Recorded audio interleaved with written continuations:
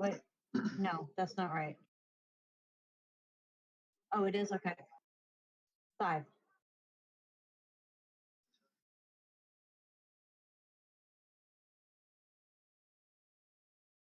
Can I just undercut myself to make it easy and sell 7 of them for 17 gold? They come out to 17.5 for 7 of them. And so I would just take 17 gold and make it even. Okay, done.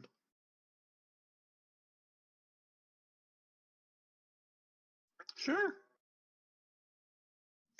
Well, he's a cleric. He probably gave it as a tithe. Yeah, there we go. I tithed it.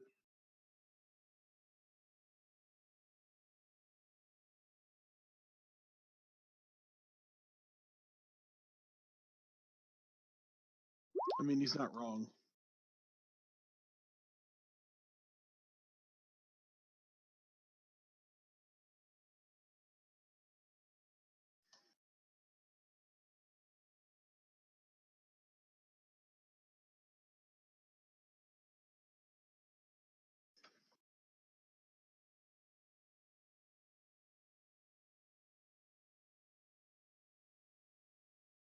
Right.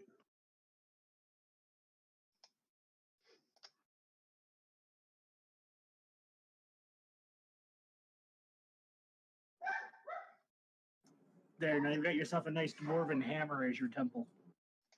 And it says temple.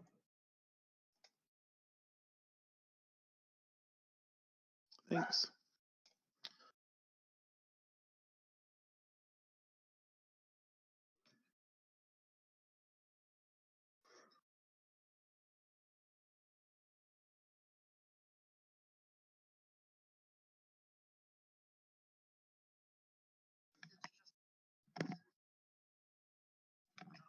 Okay.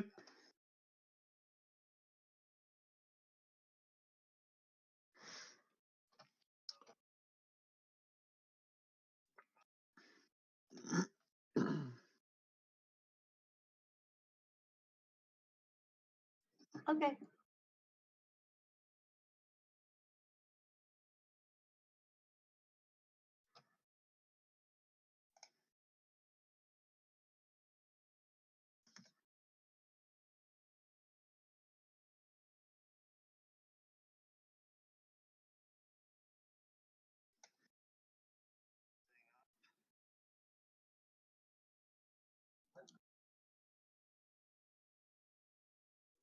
Did you see my message and roll for me?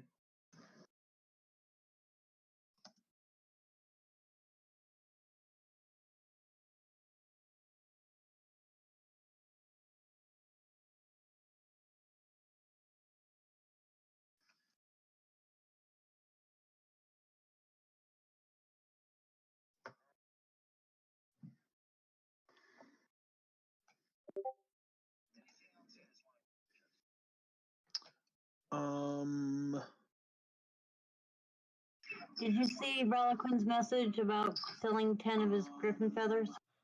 Oh, I did not see that. Yes, you can sell your 10 griffin feathers. There, you get 5 gold for your 10 griffin feathers. How about 5 gold per? No, it's going to be 5 for the whole lot of them. I'll sell you 1 for 5. I think the shopkeep's probably not going to be interested in just 1. What's that?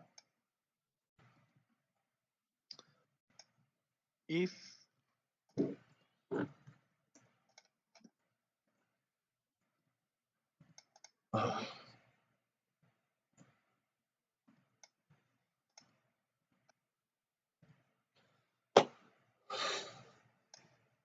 Any other buying or selling? if I tried to sell armor, would I get half price for what's listed in the PHB or no? Yes. I gotta do some math. Hold on.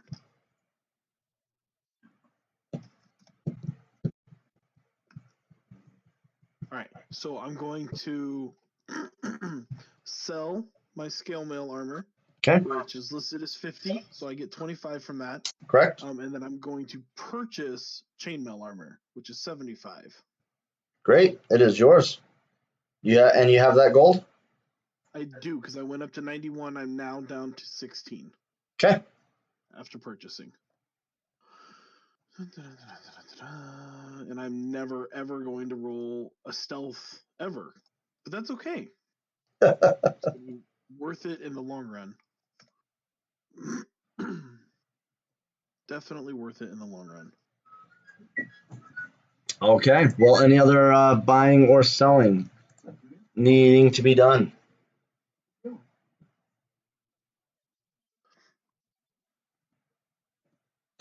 All right. And who's the leader of this party? Of the Suicide Squad here? Calamity Jane is ready. Good.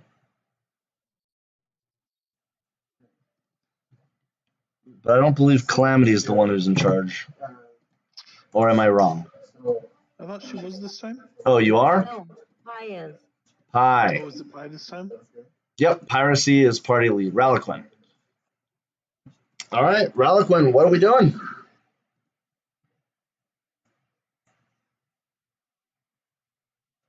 He's trying to fix his mic. Give him a second. Okay. Well, hello there, Christina Ray. You ready to watch a total party kill? This will be my first TPK.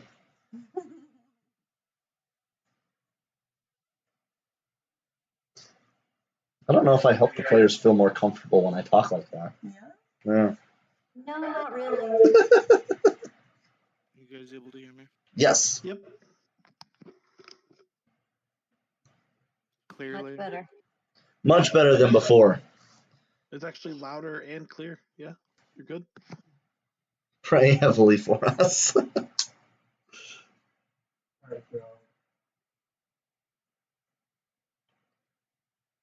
And where did you say the portal was at? Right in the middle of town.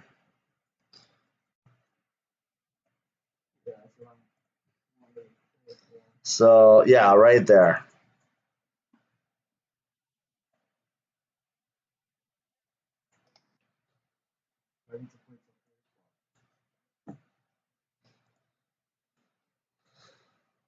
Perfect.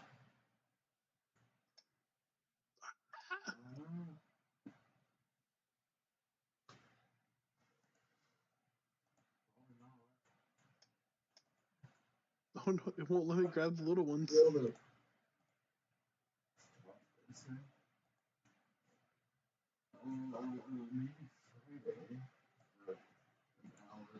then I'd be able to on Sunday. What are you doing, Kirby? Trying to get rid of the old ones that I made. I was trying to make it round and it didn't work. There you go. You have to hold shift. There's your portal to the other plane. Yeah, we got me. That only goes one way. Okay, it's Yep. From the other plane.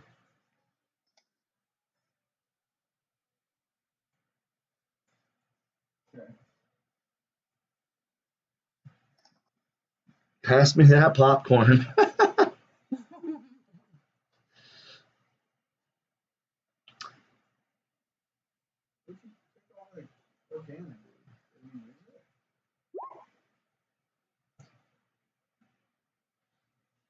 All right. Ralaquin, you are lead, so once everybody's ready. Oh, you like my border? What's my the flame border? Yeah. Yeah, I like it. I like it a lot. I tried to find one that I'd like better for Minecraft, but I couldn't find one, so I just used both for the same for both. But I think it looks perfect for D&D. Yeah, I mean, it kind of signifies what we're walking into. Right. All right. Well, then it looks like all four are ready. So again, Ralaquin, you are lead. Oh, it looks like three are ready. Who's not ready? Waiting on Quentin. I'm ready. What are Oh, everybody else marked that they're ready in chat. Oh.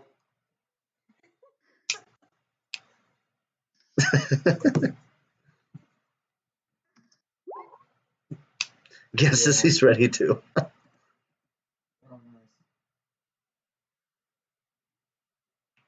We're gonna head out before first light. All right, early in the morning. Where are you headed? To the mountains near the cave. Okay. Heading towards the mountains near the cave. Wonderful. Heading out early in the morning. I'd like to know, what is your marching order? Thorn's going to take up second. Oh, and did someone say that their icon is missing? Yes. Ralaquin's. Okay, I can fix He this. broke it.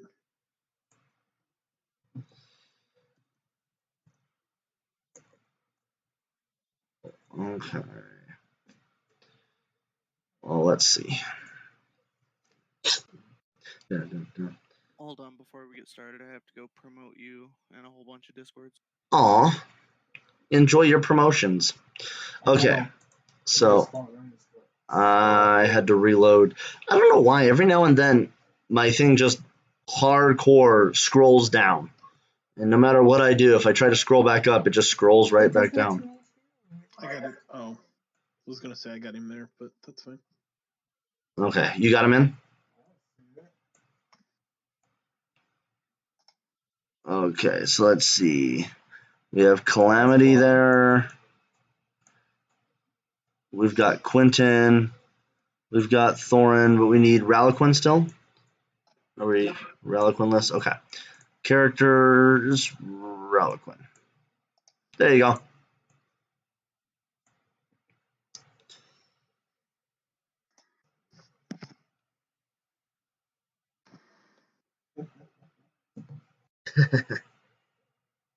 Thanks, Jess.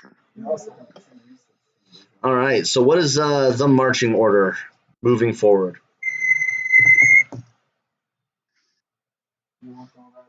Thorn's going to take up second.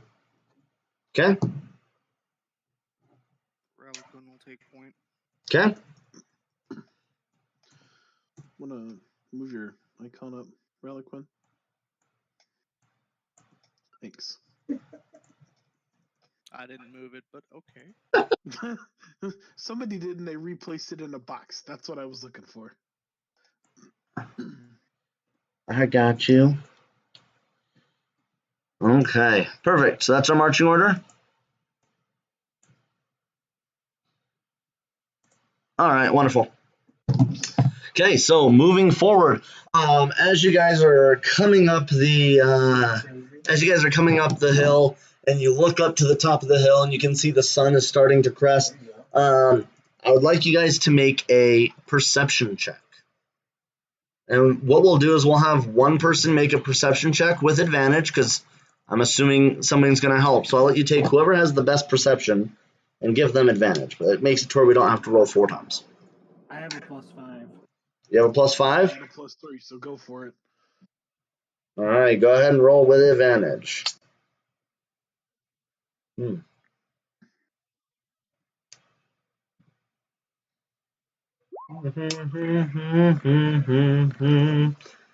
right, 24. Wonderful. That means I need to make a roll.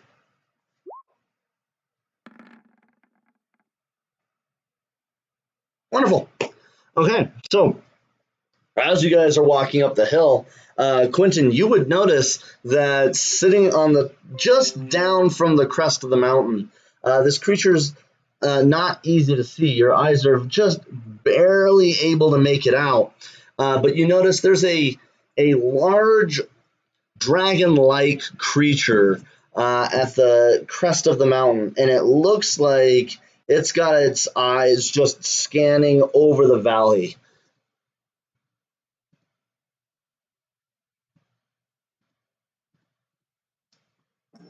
I stop everyone and very quietly let them know what I see.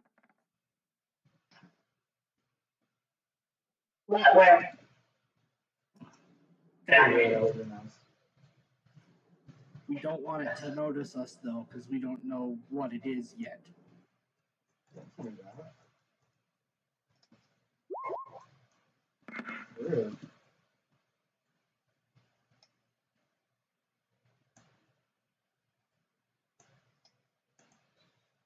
Okay. I was wrong. My perception is actually +6 now after I leveled up. Oh, nice. Okay. Right. With that calamity, you definitely feel like you are hidden. Such a scary thought when you feel like you're hidden.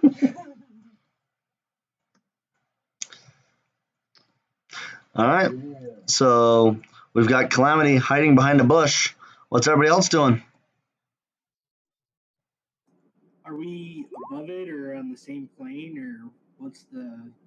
Oh, tundra? it is. It's probably 200 feet up from where you are right now, maybe more. It's up the mountain. yeah, it's just barely down from the crest of the mountain. If it was sitting up on top, it'd be really easy to spot, but it's just down to where it's harder to see what's going on. Thorns also feels like he is hidden. Right behind a leaf.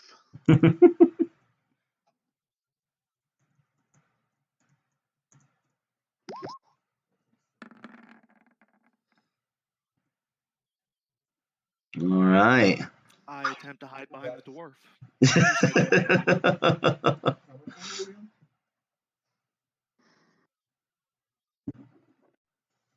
Yeah, I'll hide too.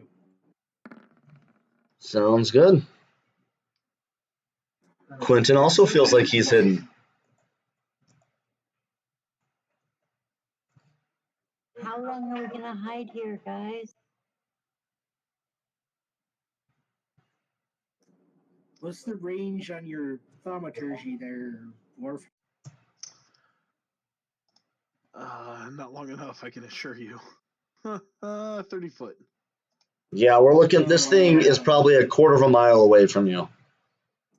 Nah, but I mean, if he could like get far enough away and make like a loud noise somewhere else to lure it a little closer without it seeing us.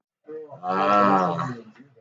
See, I'm not sure that trying to make a loud noise at a giant beast like that is such a great idea. Well, you know, make like a loud, like injured deer noise or something. Yeah, no. Welcome, Mama Tiger. Good to see you guys. Let's just try to skirt unnoticed to the area we're going. So you guys are going to what? You said it's about half a mile, right? Yeah, about somewhere between a quarter and a half a mile away from you. You've got to go up a steep mountainside to get up to it. But it does seem to be peering over the hills and over the mountainside. And you said it was a dragon-looking like type of creature? Uh-huh. Yeah. Screw it. Let's just continue on. We don't need to be stealthy or anything like that. If it has a problem with us, it'll make its presence known.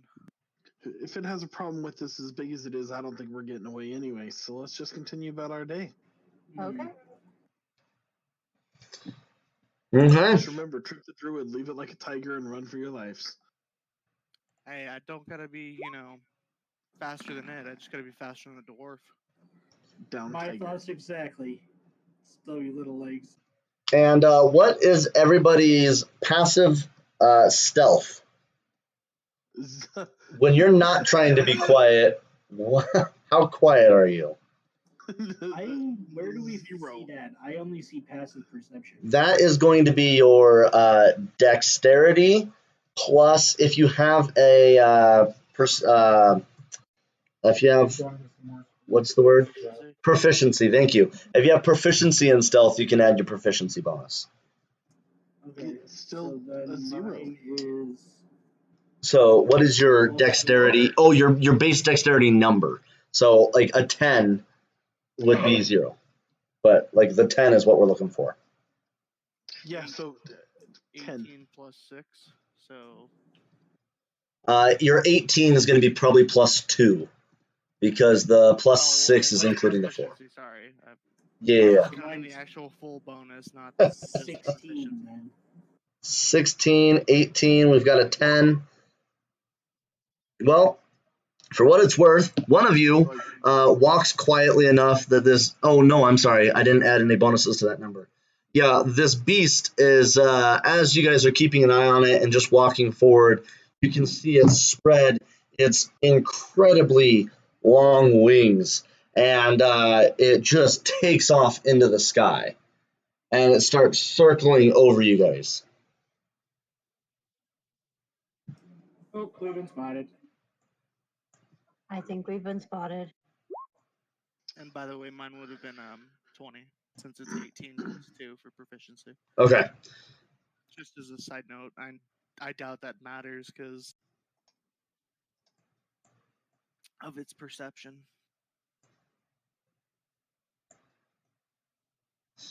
Yes, and dragon-like things are known for their incredible perception. Mm-hmm. I think we should be ready, but we should not try to run. We should just wait here for it to come down. Calamity, you've definitely heard of this beast. As you see it circling above you, you know that it's a wyvern. Ooh. Guys, that's a wyvern up there. I think it's a little out of our class.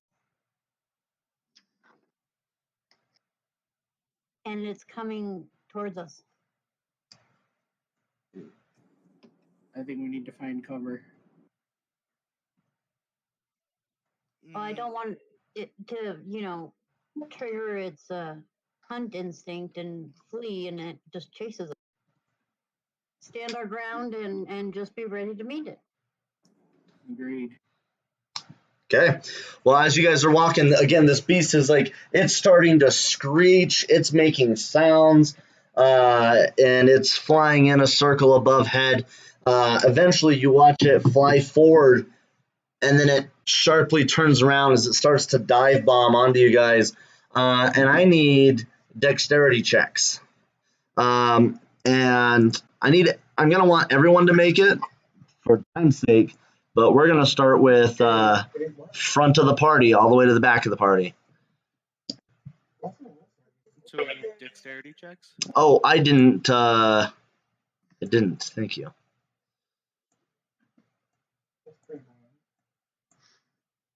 What beautiful meadows. Yeah. You might have to move our tokens on as well. You're in the bottom left corner.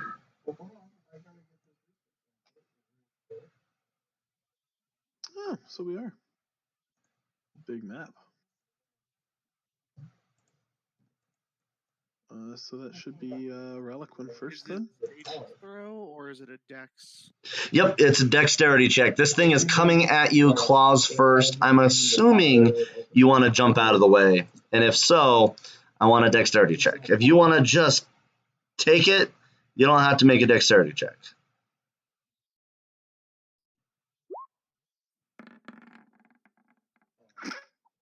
Yep.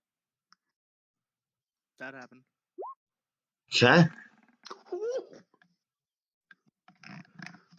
I'm going to move you guys here for battle map.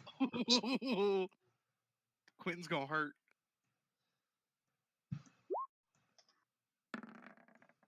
I'm so glad you moved the wyvern down too.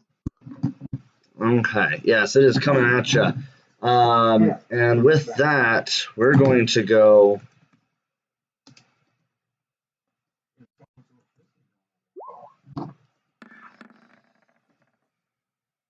So as you guys are watching this beast coming forward, it starts dive bombing, and Ralaquin notices it and immediately hits the ground as the claws move right over his head. Thorin jumps out of the way as the claw grabs and just slashes right across his body.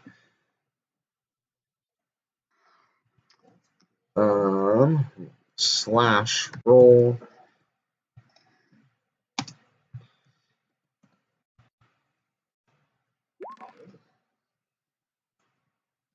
Oof. 9 points of damage.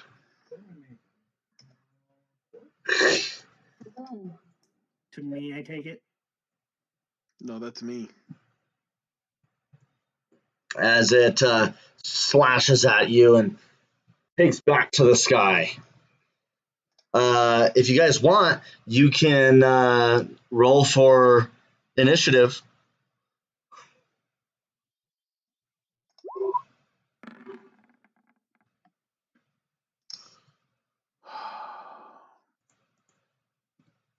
You done did set us up, Elf.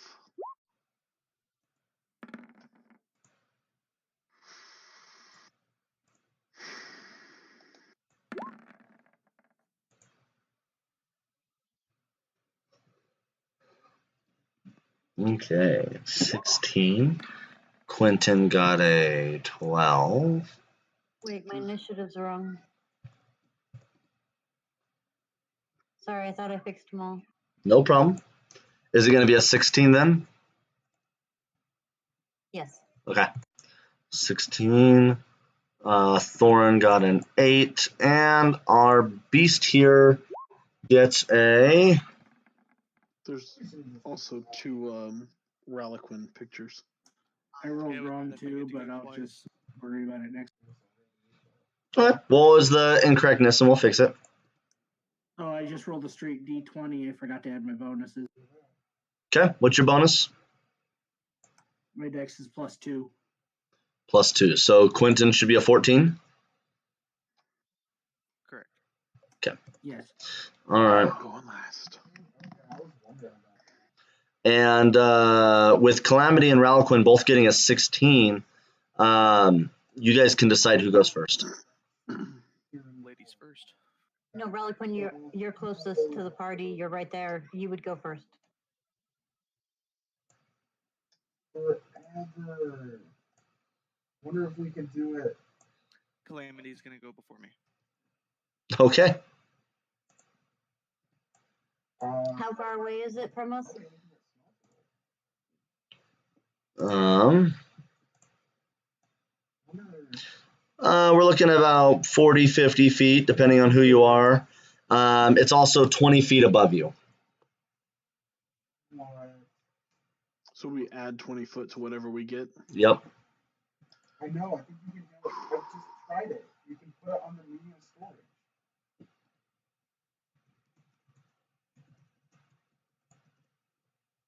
Is it directly above us? There's a reason I'm asking. Yeah, it's going to be like in a straight line, but it's in front of you by about 40 or 50 feet and then up by about 20 feet. Okay, I am going to cast a spell. All right.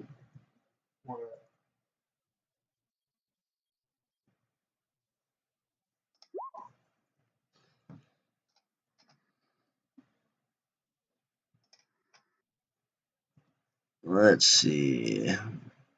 Shatter. All right. Sudden loud noise erupts from a point of your choice within range. Each creature in a 10-foot radius centered on that point must make a Constitution saving throw. All right. So. Whoa. That'd be sick.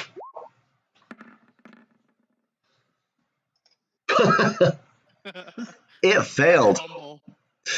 It failed. So go ahead and give it its 3d8.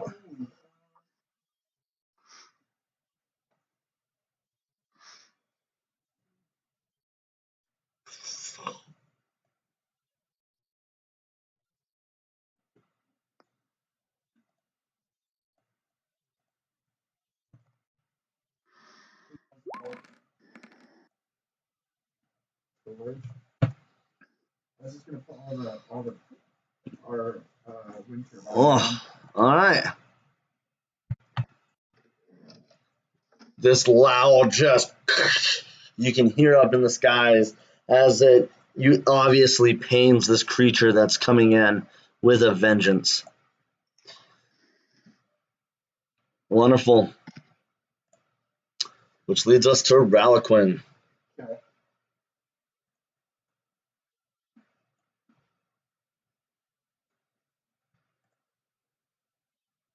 I'm going to cast a spell as well.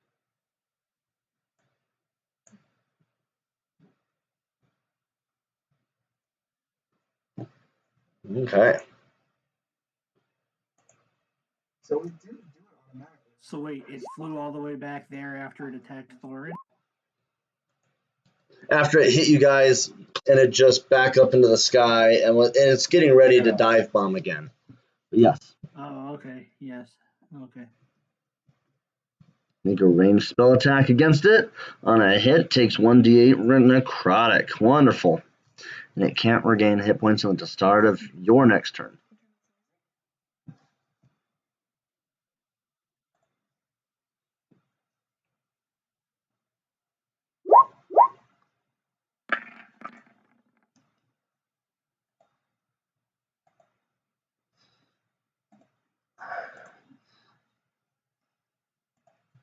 That's gonna be a miss. I kind of figured. Alright, so this creepy hand comes flying out, and just as it's coming up to grab at this wyvern, it just dodges right out of the way and keeps moving forward. And Quentin. I was going to use my bonus action. Oh yeah, please do. I was going to go ahead and go for sneak. Okay.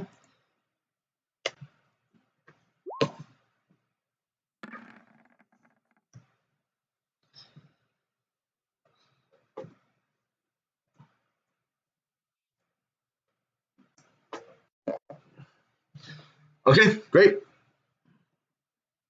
Sorry, that was it. All right, perfect.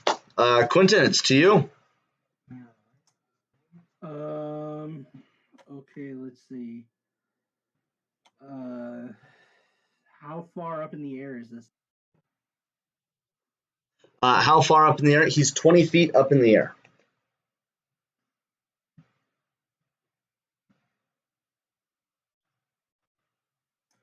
Okay, I'm going to cast a moonbeam below him.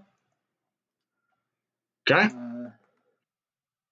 I don't have that macroed out for the spell description, but it says a silvery beam of pale light shines down in a 5-foot radius, 40-foot high cylinder centered on a point within range. Until the spell ends, dim light fills the cylinder. When a creature enters the area, and the first time during a turn or at the start of its turn there, it's engulfed in ghostly flames that cause searing pain and must make a constitution save, or take 2d10, or half as much on a successful save. All right.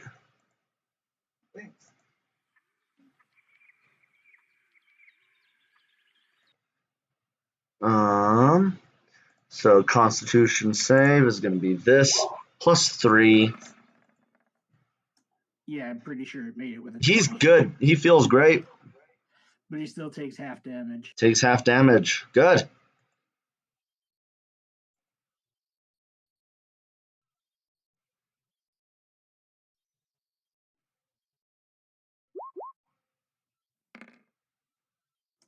So half of that would be 5.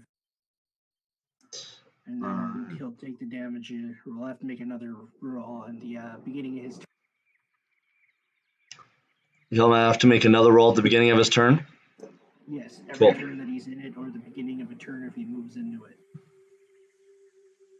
Okay. All right, so half of 11 damage. Perfect. Okay. That leads it to this beast. And he comes flying in. And he's going to attack with his claws. And he's attacking the guy up in the front of the party, Ralaquin. Who's hidden? Who's hidden? Oh, you're right. Thank you. Coming for Thorin. He would have had to have rolled Constitution at the beginning of his turn there, too. Thank you. We just talked about that. All right. He gets a +3 for his con. Yeah, he makes it, so he takes half damage again. Takes half damage again. Gosh, dang it. All right. Wonderful. 5 again. 5 more. Okay. Wonderful. Oh, and as a bonus action, I turn into a tiger. And you're going to turn to a tiger. All right. Rawr.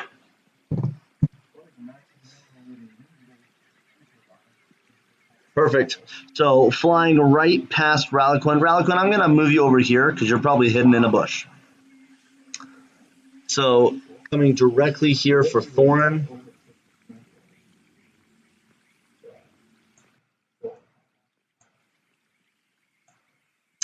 And his claws are coming directly for you. So, Of course. yeah. Question out of character. Yeah. Do I get an attack of opportunity? I'll give you an attack of opportunity, definitely. It's right next to you. I am hidden and I am a rogue, so I get sneak attack. 100%.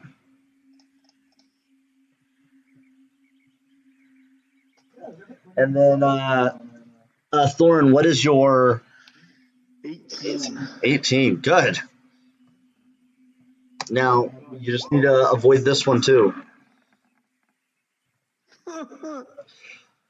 A 21. Yeah, you definitely hit. And because you're hidden, you'd get advantage. So if you want to roll again and see if you get that nat. Come on, crit. Nope. Bummer. Okay. Alright, I'm gonna roll the longbow damage and then I'm going to roll the sneak attack damage because I don't have a mac ready. Okay.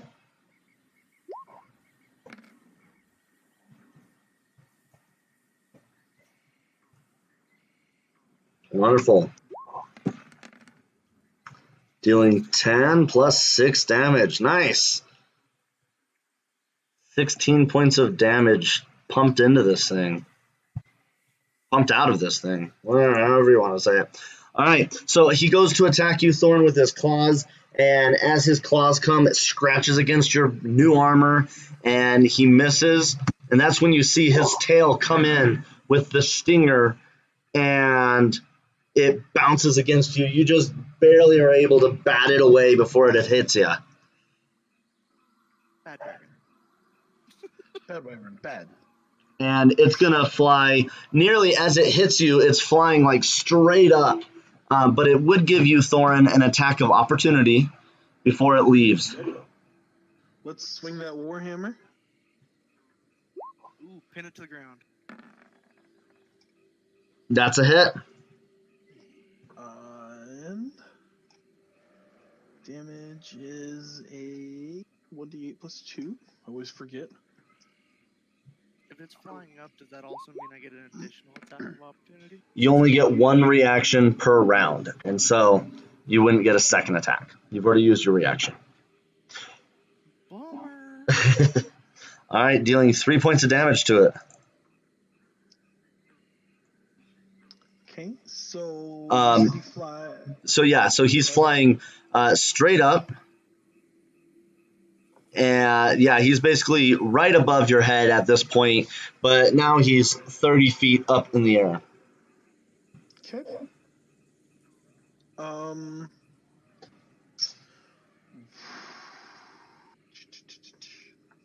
Let's go ahead and cast. We're gonna go ahead and cast Guiding Bolt. And I'll get that text for you.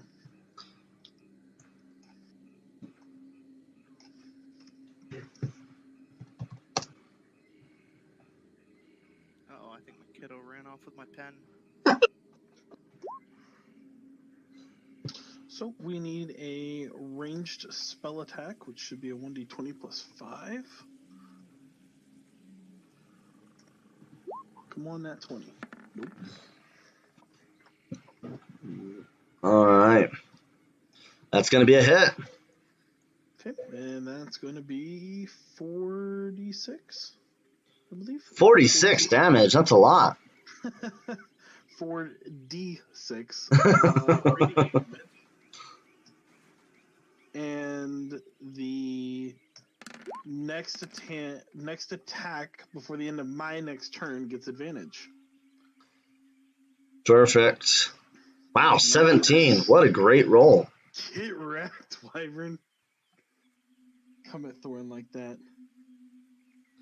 All right. Calamity, it is now to you. Oh, Oh, go ahead. I'm sorry. I want to use my bonus action and use Shield of Faith as well. It's Okay. a level 1 spell that is a bonus action, and once cast, gives +2 AC for a 10-minute duration. Oh, I'm good. gonna cast that on myself because he seems to have it out for me. Sounds good. And I'm done. All right. Calamity. This beast is about 10 feet in front of you, but 30 feet above you. Okay, so it's too far away for Thunderwave, so I'm going to cast Shatter again. Okay. It needs to make a Constitution save, correct?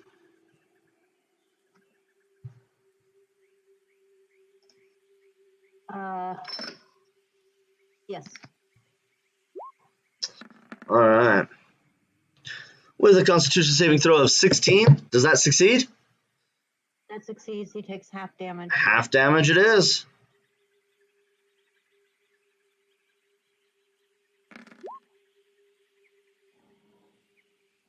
Oof. With that, you notice blood start dripping out of its ears. I think you may have shattered its eardrums.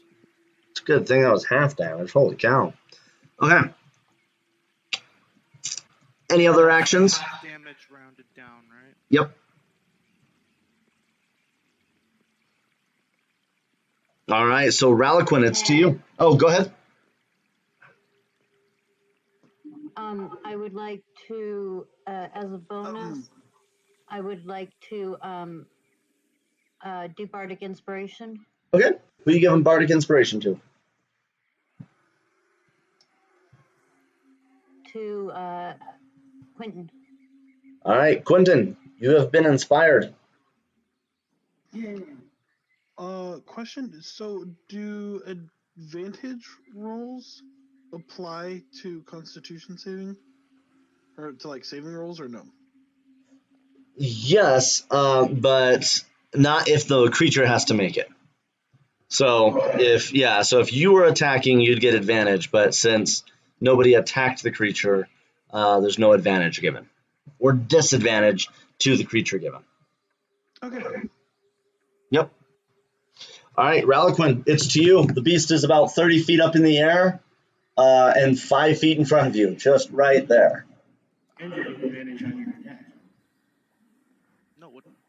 Yeah, you will because of his guiding bolt. Yep. Oh, that's right. You're welcome.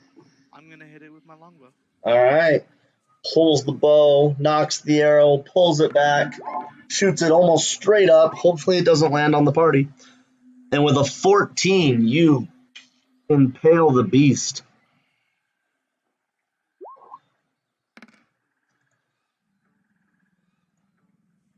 Dealing 7 points of damage.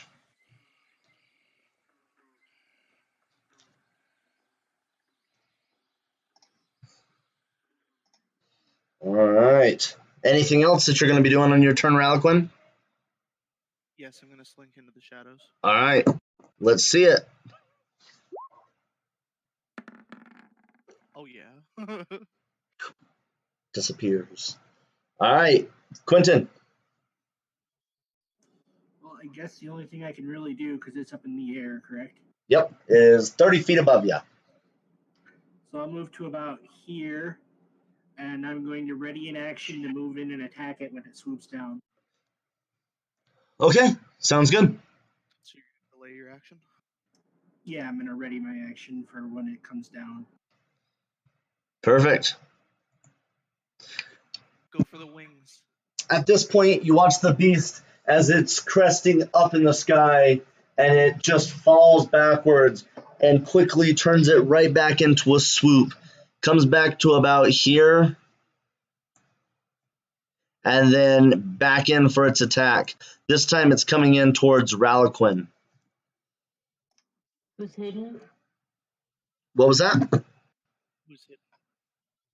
Who's hidden? Oh, that's right. I forgot. You keep hiding. Goodness, thank you guys for reminding me. All right. Cunning action can be a bitch, can it? Yeah, here's what we need to do. We need to put yellow for hidden. Oh, that's terrible. I can't even see it on your thing. Not We'll yellow. do purple. Purple. It's easier. Purple's perfect. All right. There's our hidden rogue. Okay, perfect. So Thorin, first in line. He's coming directly for you. Bring it. I'll take my attack of opportunity. Yes, you will. And also, your Quentin, you're able to move in at this point and take your attack. Okay. I'm gonna shoot. And that's for its over wings. 20 yards, so this is going to be a pounce attack. Perfect. I get advantage, right? Because you're hidden, yes.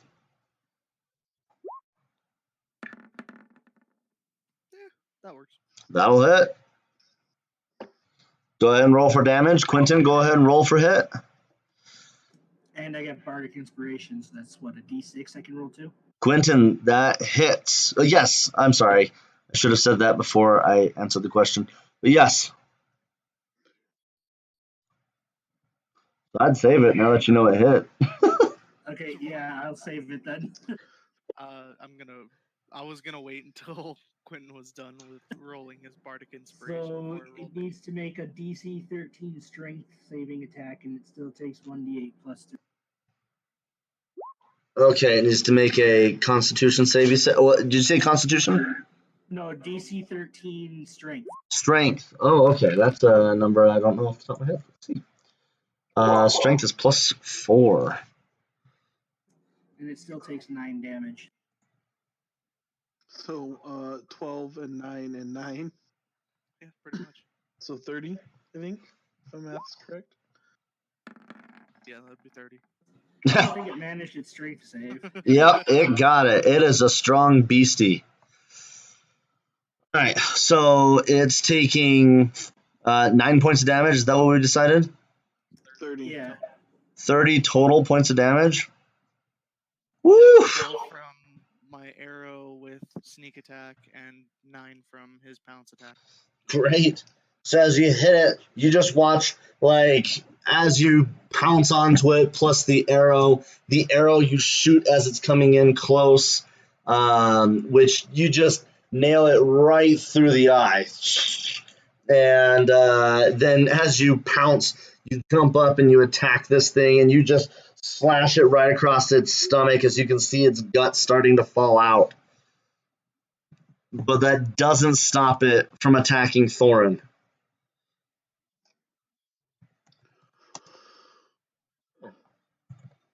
It really wants a dwarf snack. Hey, he may look bite-sized, but trust me, this thing can pack a wallop. 14 and a 15. Do either of those hit? 14 and a 15 do not hit. You are lucky. This thing goes 20 feet up in the air, blood dripping from the beast as it's trying to fly up into the sky. And that'll lead us to Thorin. He cut out for anybody else. Do I get an attack of opportunity as he flies away? Yeah, I'll give it to you. Oh,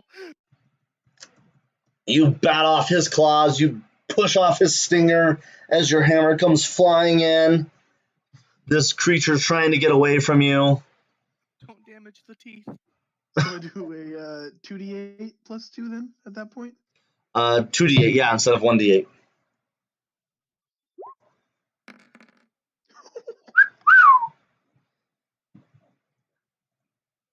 Yeah, so you take your hammer out and you just smash this thing back down on the ground, cracking its skull right in half, and you can just see its brains gooing out and blood just all over this mountainside. This creature is most definitely dead. Way to ring its bell, dwarf. Listen, you come at the dwarf, you take what you get. Well, I'd like to go for its stinger. Okay, I'd like to see you make a dexterity check, please, or a sleight of hand check. Nature or sleight of hand? Nature. We could do nature. I'm fine with nature. Well, because most time you've had us do nature checks. Usually I do nature checks, yeah. I'm totally okay with the sleight of hand if you prefer. I'm fine with doing sleight of hand. I mean, you're trying to be careful and trying to get everything off of this thing. That's what this document suggested anyway, so. But you can also use your nature as much as you know about this creature. See how well you do. So going for its poison sac, I think that's he already said he's going for the poison sac like a moment just before you posted that. Am I wrong? He said stinger, so I would. Oh, you said stinger. Oh, yeah. Going for its tail, its stinger. Got it. Okay, yeah, you're going for this tail, and Lady Kit, go ahead and roll for the poison sac. Sleight of Wouldn't hand they is what be you the same decided? thing, or Same thing, yeah. Nature or sleight of hand. no? But wouldn't the stinger and the poison sac like be the same thing, or no? No. Nope. The poison sac might internally connect to the stinger. Oh, okay, I got you. Yeah. Like pulling out a snake's tooth isn't pulling out its poison necessarily. Fair enough. I'm All gonna right. go for connecting teeth. No.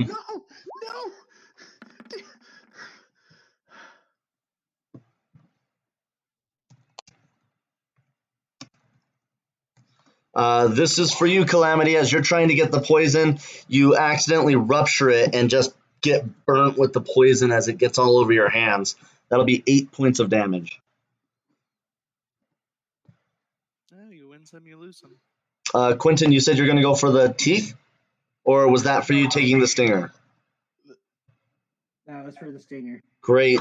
Yeah, you're able to take and just chop and pull the stinger right on off. Ow, I've been poisoned.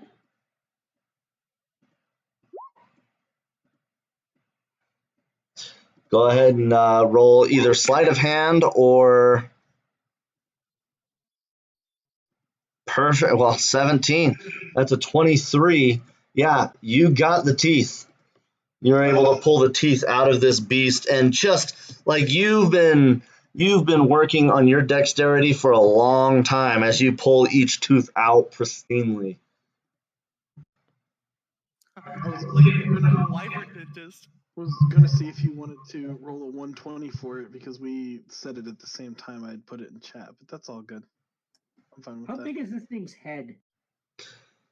It's rather large. I'd say it's probably the size of like a. It's bigger than a horse's head. I've got an extra backpack we can put it in. Yeah, we should take this thing's skull back with us. I'm sure somebody would want a wyvern skull as a trophy. But isn't it crashed in? It's split in half. It is smashed and split. Oh, that's true. Yeah. So, sleight of hand is the roll, or nature, one or the other, or Correct. Yeah. So I'm gonna roll nature for the eyes. How many teeth did I get? Out of curiosity. We'll call it 15.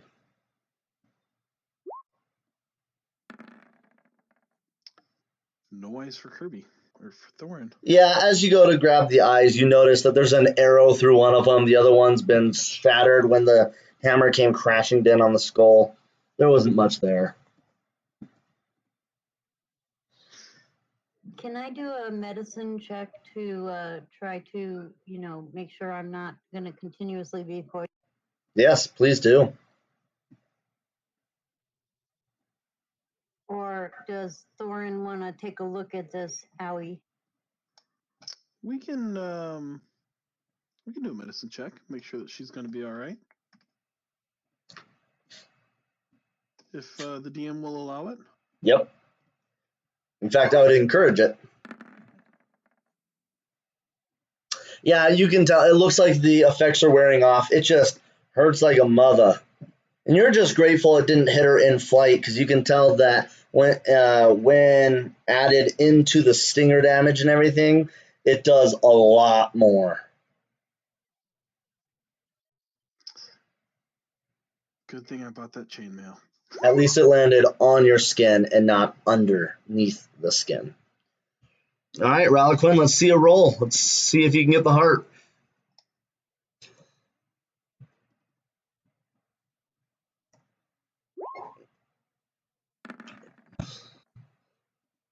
As you open up the beast, you didn't have to do much to open up the beast. As the tiger's claws came scraping across it, you notice that all the organs and everything on the inside have been ripped apart. So the heart's gone, the liver's gone. There's not much left inside this beast after the tiger got to it.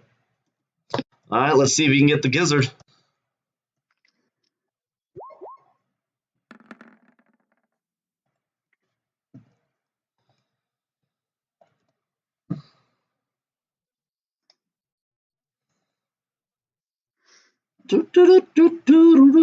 Let's see here.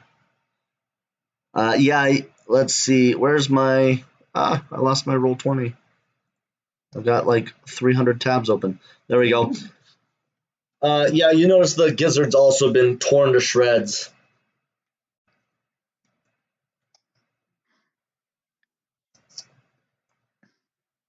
Out of character, I'm surprised that they don't have a hide that you can harvest. I mean, it wasn't very tough. You noticed that it pretty much everything that you shot at it hit it. That's true. They don't exactly have scales. They more or less just have hide. Yeah.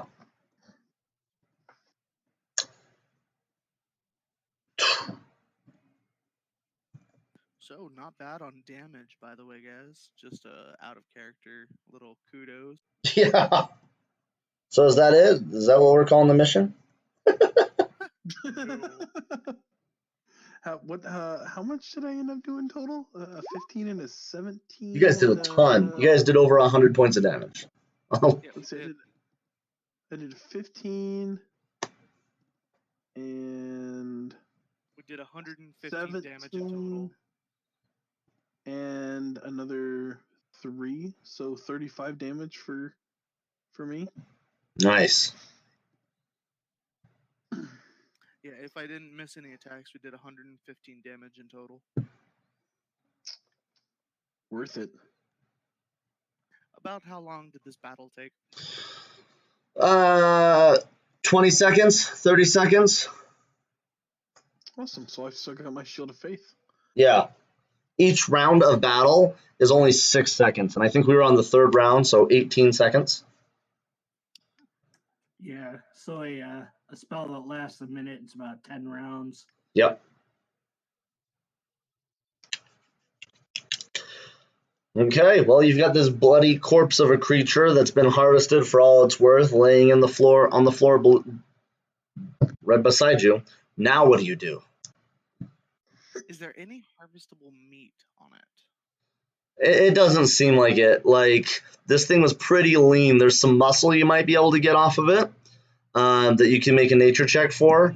But you guys really ripped this thing to shreds. During and at post battle. I'm a tiger for the next 2 hours, so. Shall we continue on up the mountain, guys? Let's go. Okay. Roar. All right. As you guys continue up the mountain, you'll notice that the sun is starting to crest finally, and you're watching a beautiful sunrise light up the skies. You finally see the mountain coming up over there in the distance as you guys are heading up the mountainside. Take off your purple dot. Yeah, you're not hidden. He'd like to be. Rogue, I'm always hidden. So how do you guys feel? What are you guys thinking as you're walking up the mountain? You guys have left town a couple of times now. What's going through your crew? Your crew is definitely the most veteran crew in the town. You've also the only people who've watched someone die recently. Twice. Oh, we lost Gorgeous and Sylvia. Yeah. Thorn is still pondering and saddened by the loss of Sylvia, but kind of had his confidence boosted with the wyvern not hitting him in that battle.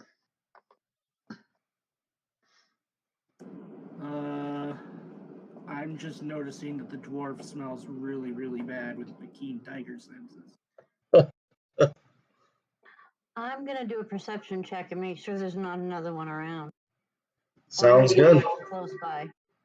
Okay. So, since there was a wyvern in the area, it's likely that it has a nest nearby. It'll only attack out of territorial means. It's quite a trek up the mountain to go look and see it.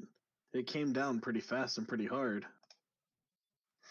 We're already going up the mountain anyways. Calamity, you don't really notice any other creatures outside of a ways off and more down the mountain than up the mountain. You notice that there's some sheep just off into the side walking around. Guys, I don't even think it meant to attack us. I think it meant to attack those sheep down there. Do you think it was hunting instead? My chest armor begs to differ. Well, I mean, it was just, it's that time of day, start of the day. Let's get some breakfast. So now you're saying I look like a sheep. Fantastic. Well, dwarf, short, stumpy, color, whatever. The tiger's stinching his nose up at me and you're calling me a sheep. Well, you always do seem to follow, so I mean, kind of sheepish of you. Oh, that's a bad Listen, joke. at least I'm not the one hiding in the shadows. How many times have I saved your life, dwarf? I think we're even. How many times have I taken hits for you? Don't start with me, You're dwarf. I both will pretty. kick you down this mountain. Should have left your ass with the tentacles. So, let's head up the mountain. Let's go take a peek and see if we can find that nest. Just doing a little banter here and there as we travel along. As you're continuing up the mountainside, yep. So, as you guys continue on, you're keeping an eye out for a wyvern nest. But again, you saw him perched up pretty high up the mountain. As you guys are getting farther and farther and farther up the mountain, you eventually get back to the opening of the cave. I'd say it's probably close to noon at this point. Yeah, so I'm assuming the 10 minutes is up at this point? Yeah, it's been a couple of hours. Yeah. In fact, Tiger Boy is back to not being a tiger.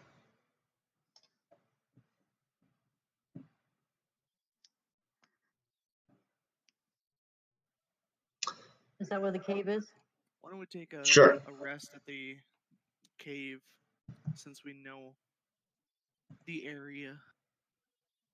Sure. Sounds like a great idea. Give us a chance to grab a bite to eat and grab a drink as we go. Okay.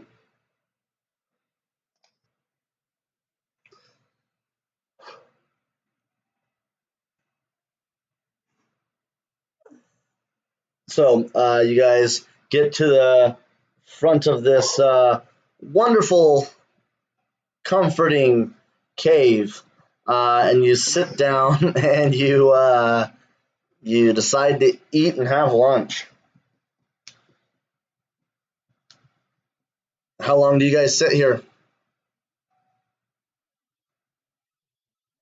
Maybe an hour? Okay. So we're going to wait until about 1 o'clock before we leave.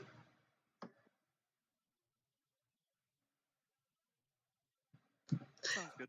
Now remember, a short rest while you're out and traveling is going to take 24 hours. So you won't get the benefit of the short rest. No, but, we're still human. But mentally, you'll feel better. Can Yeah. I still play a song? You should definitely still play a song. I think the, DM favors songs.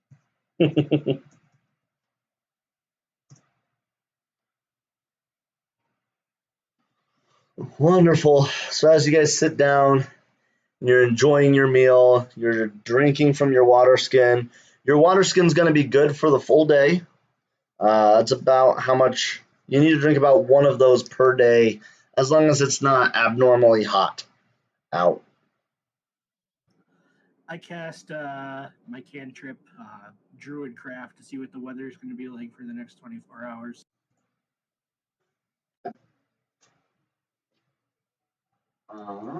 Where is this? Not only do you not have to worry about the heat, it's actually really, really cold being up here at the top of the mountain. And from what you can tell, it seems like there's a high probability it's going to be snowing on you guys here in a little bit. Can we take 5? Yeah, we can take Sorry, it that just came up real life. for sure. Yeah, let's take a quick 5-minute break.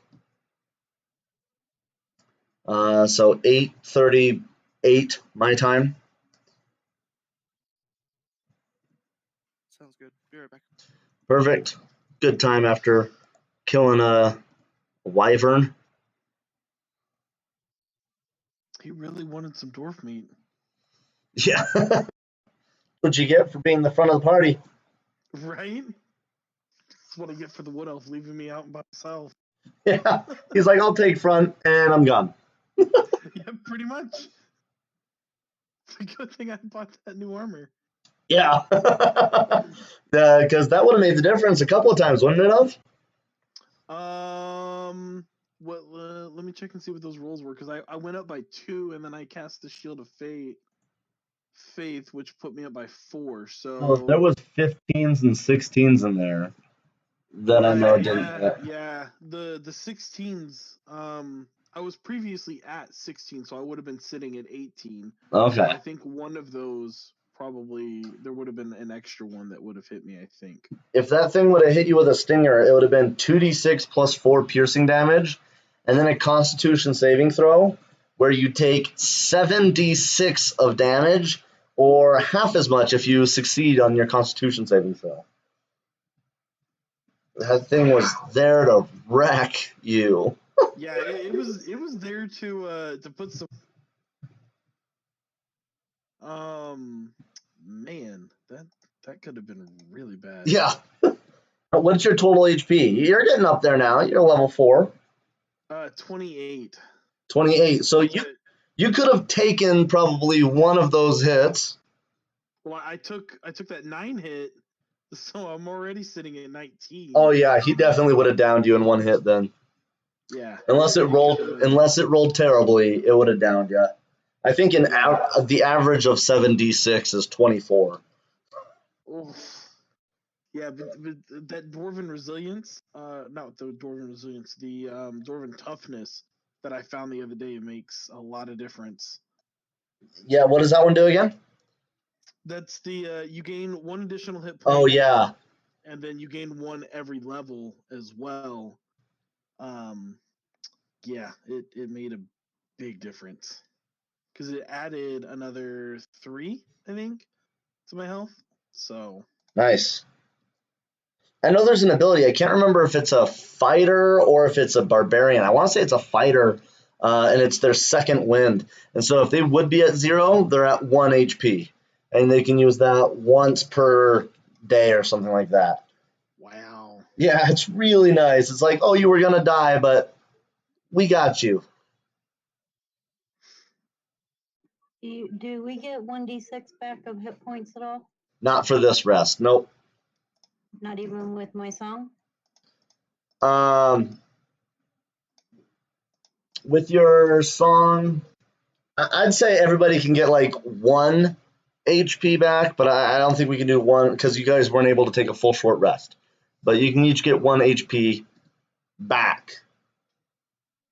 So you feel a little bit better. I'll take the 1 HP. I think I'm the only one that took damage. I'll take that 1 HP. I did too. Oh, did you?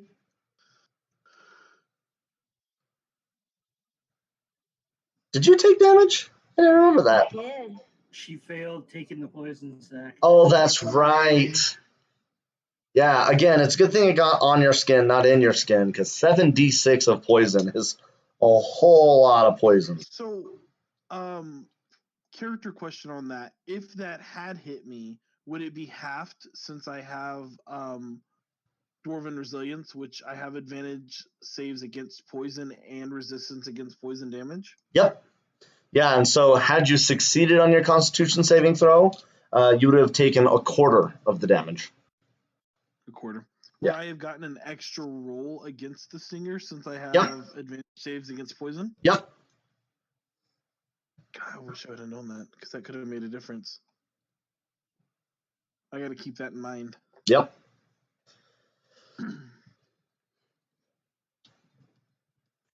Good. I was worried for you guys, but I rolled some special rolls today, so I'm just worried for you for the entire day. Yeah, I remember those comments before we started. I'm a little concerned for in general. I don't have my background story done yet for my Orpheus character. For the character that you might have to use tomorrow. Yeah. I might be doing that as soon as I get home from work and sending it to you on a stat basis. Oh, I might get a few of those potentially. yeah. I know. I saw what I rolled today, and I was like, but these guys just got. Level 4. Dang it. Literally just hit level 4. Yeah. So here's what I imagine is going to happen today. You're going to hit level 1 or level 5. Level 5 is a lot of XP. I'm aware. I mean, we're talking like thousands. Depending on how you guys go today. Can't rule anything out. How much? Well, hold on. Let me. That wyvern was 2,300. Okay, but I mean, we're still talking 36, basically 3,700 per character. And how much was the wyvern? 23, you said? 2,300. So you guys are already at like 600 each. Holy shit. Pardon me. Yeah. Wow. I know. It was way out of your guys' realm, and you just slaughtered it. Figuratively and literally, actually. I mean, Which means we're going to die to the next insignificant creature we cross. probably we're going to die to a group It's of probably- hobgoblins. No, it's going to be a Vorpal bunny. A Vorpal bunny. That's okay. At least you guys didn't expend all of your spell slots. Right? I was very careful about that because I remembered. Yeah, I know you, McFuddy. I knew better than to use all my spells. I would never throw something at the party to just use resources. You threw right at us and you costed us Sylvia. To be fair, I didn't throw anything at you guys. You guys knew it was there and went for it. I still blame. Listen, that's not necessarily true because we didn't know it was going to break through the portcullis. You walked straight up to where it was, and you guys were pulling your arrow to shoot through the portcullis. Well, Front of nature and needed to be eliminated. Just saying, don't blame me for y'all's decisions. All right, are we all back? I apologize here. for being late. No I have problem. no regrets for ridding this world of some nasty undead. Sylvia might have some regrets for that. I don't think she says a whole lot anymore, actually. That's true. All right, wonderful. So now what? You guys are at the mouth of the cave. Now what do you do? Reliquin, you were AFK, so you need to add one. Oh, you didn't get hurt. Never mind.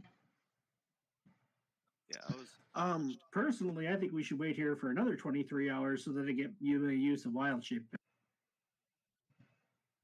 How far now that we are at the entrance of the cave are we from where the wyvern was originally? You guys could probably get there in another 3 or 4 hours. It's just right up the mountainside a little bit farther. Any sign of our eagle friend? Go ahead and make a check.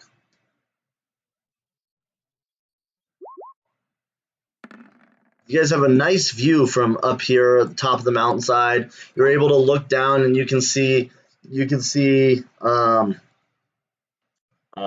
it called? Last Hope down there.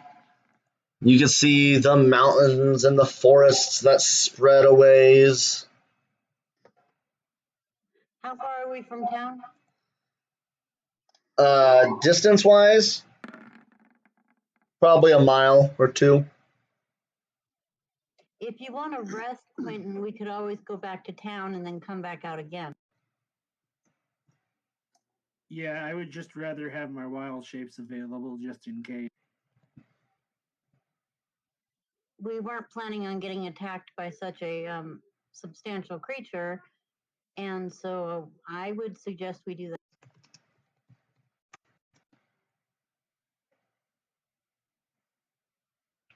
Anyone else vote?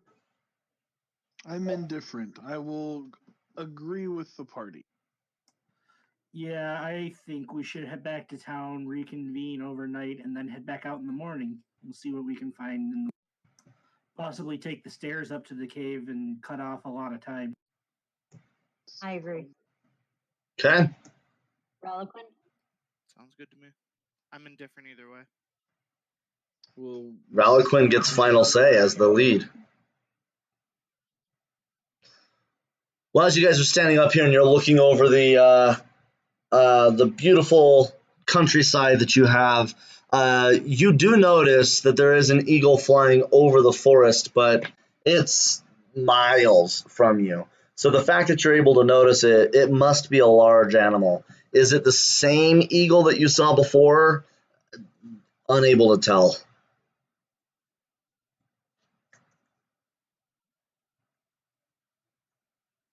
Awesome. So Back we'll down. continue back towards town. Back down the stairs. All right. Down the stairs you head, and you make it right back to town. It's probably about 4 in the afternoon.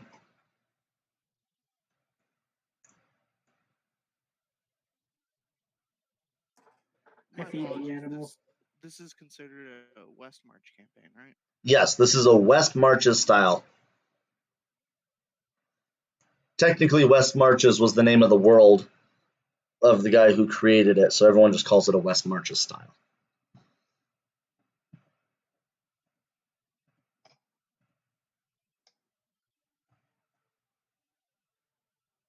Okay. You guys, it's about 4 in the afternoon, and you're back at town. I go about taking care of the animals that I take care of. You know, feed the strays around town, take care of some chickens, say hi to my pet mouse.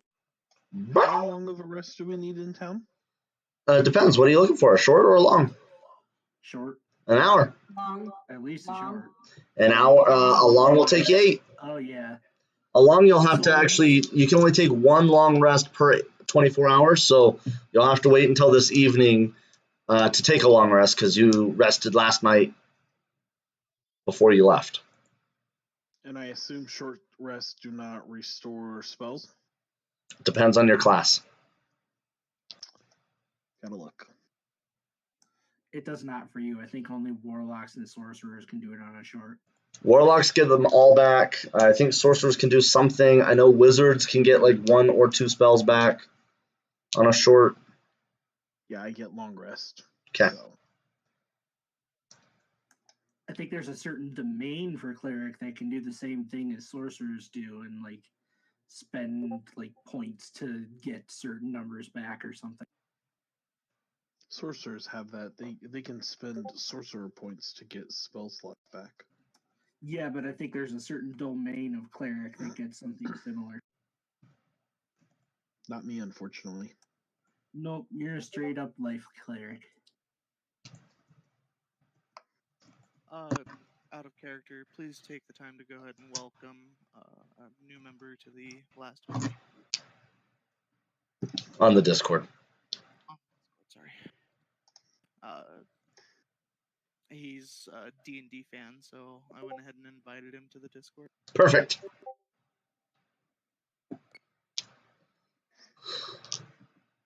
Friend of yours?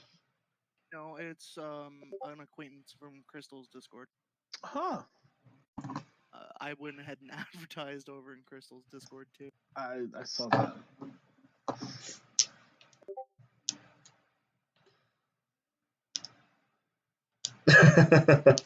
That's probably the biggest welcome I've ever got. Well, welcome. And I don't know if he's lurking in stream or not, but he might be. Well, if so, welcome. If not, still welcome.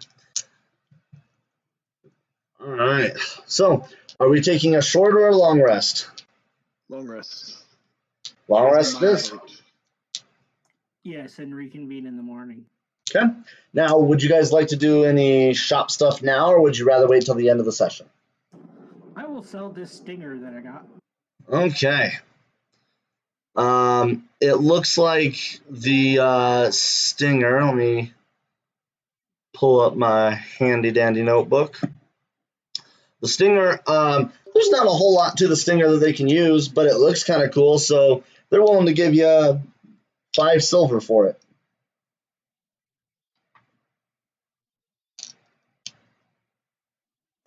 Yeah, I just threw it in the garbage.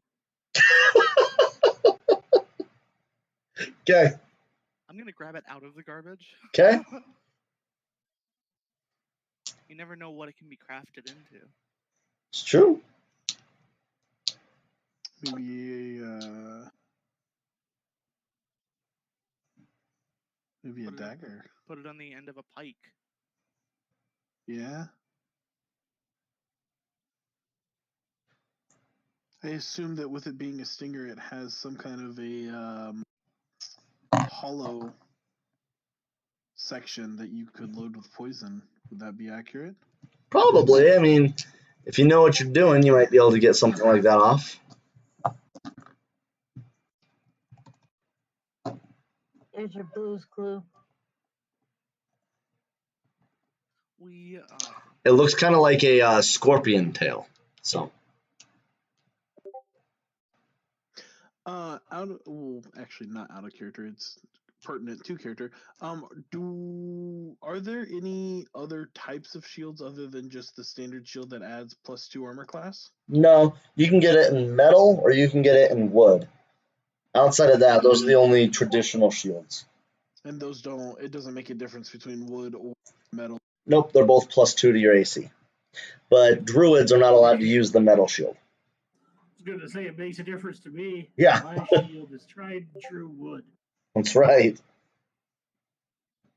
I'm gonna take the teeth to the blacksmith and see if he's interested.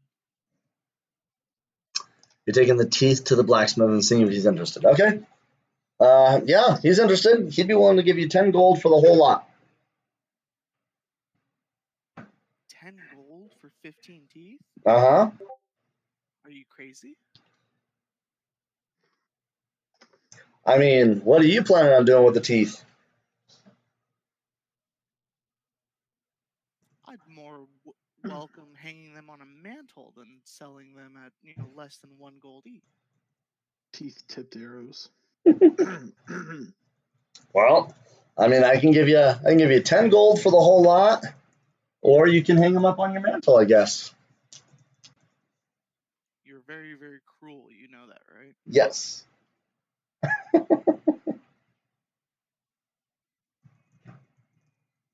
I'm going to try and persuade him. Okay, go ahead and make a persuasion check.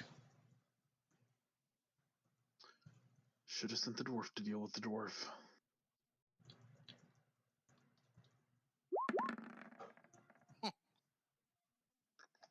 Should have sent the dwarf to deal with the dwarf. I'll give you 5 gold. Nah, I'll still offer the 10. I've got to make a living too. You don't even have a name. I don't need a name to eat.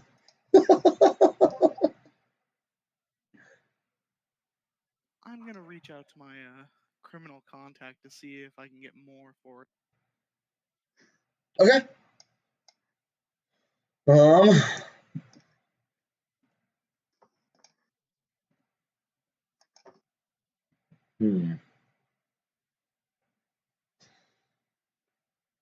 So your criminal contact, he's talking to you, and he's like, well, how much did the guy in town ask for it?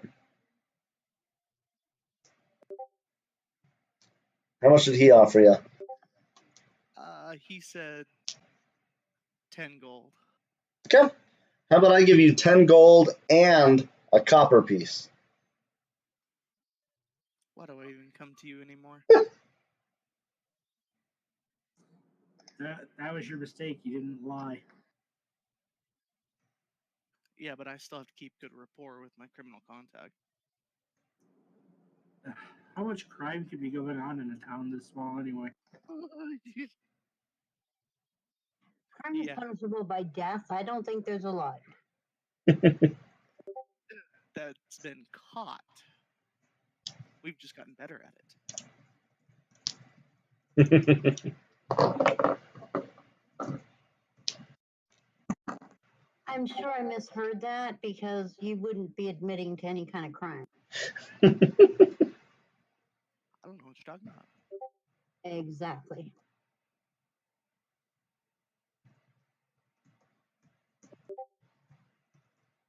I'm just checking things out at the brothel and making sure everything's good and then heading to bed so I can get up bright and early and ready.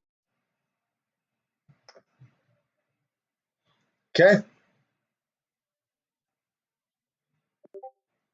I'm going to go ahead and rest at the tavern. All right. For right now. All right. Everybody gets a full rest completely, and it is morning time, and you're able to reconvene. What do you do? I suggest we take the stairs back up and pick up where we left off at the top of the stairs.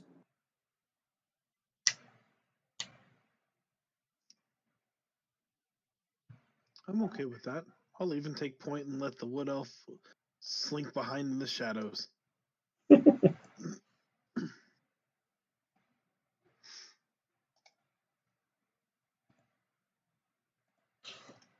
All right. Let's see that marching order as you guys are heading up the mountainside. With a full rest, I go back to full health. Yep. Full health, all spell slots back, feeling good. Yes. If you attacked a wraith recently, you get all your hit points back to total normal max.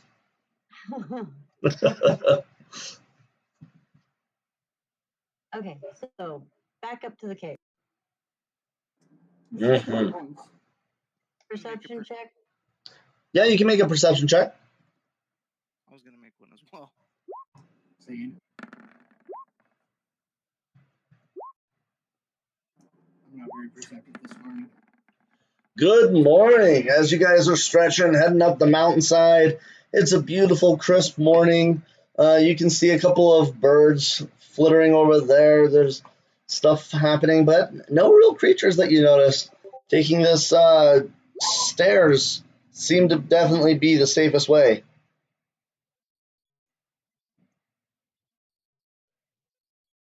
And you are, I'd say it's probably about 8 or 9 in the morning, and you guys are back at the top of the mountain, right next to the cave side again. Near the top of the mountain, not at the top of the mountain, but back to the cave. Kind of looks like a cave right there, doesn't it? Yeah.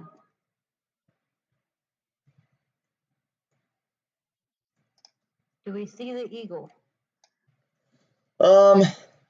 Again, you can see some larger. There's definitely more than one now this morning that you can see out over the forest. Some large birds flying out there, but is it your eagle? It's hard to tell.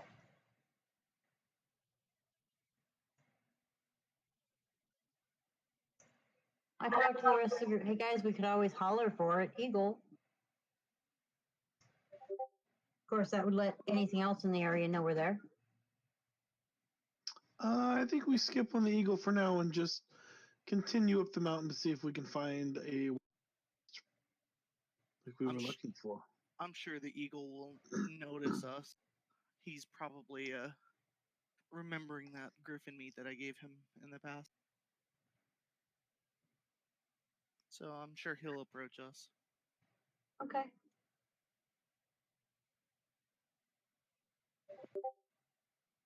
All right.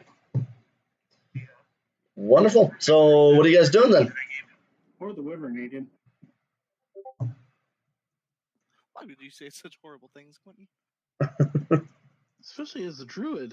Cycle of nature. Nature's cruel sometimes. I mean, it did leave us with Ralaquin, so. Ah. Really, dwarf? You're gonna start this early in the morning? Okay, Why so make chipper and ready? Let's go. so last time we were at the cave, the eagle told us about a griffin nest over that way. So we're gonna start working our way that way. Okay. Yeah, let's go that way. So you guys are going to be heading north. Is that way that the eagle would have pointed? The eagle wasn't very descriptive last time. It pointed, Yeah, it pointed. gestured with its head, Maybe a claw. maybe a claw, if you're lucky. All right, wonderful. So you guys start heading north. So as you do, you have to start go. You have to. It looks like you need to get more towards the crest of the mountain. It just looks like that's going to be the easiest path, just because of how steep it is in different sections. And so, how quickly are you guys moving up the mountainside and across north? At a steady pace. Okay. Not too quick, but not too slow either. Okay. Great. Is this More- also? Sorry, go ahead. No, go ahead. No, you've already talking. Go ahead. Please go ahead. I'll go then. I'm being careful and dexterous and not going too fast because mountain. Okay.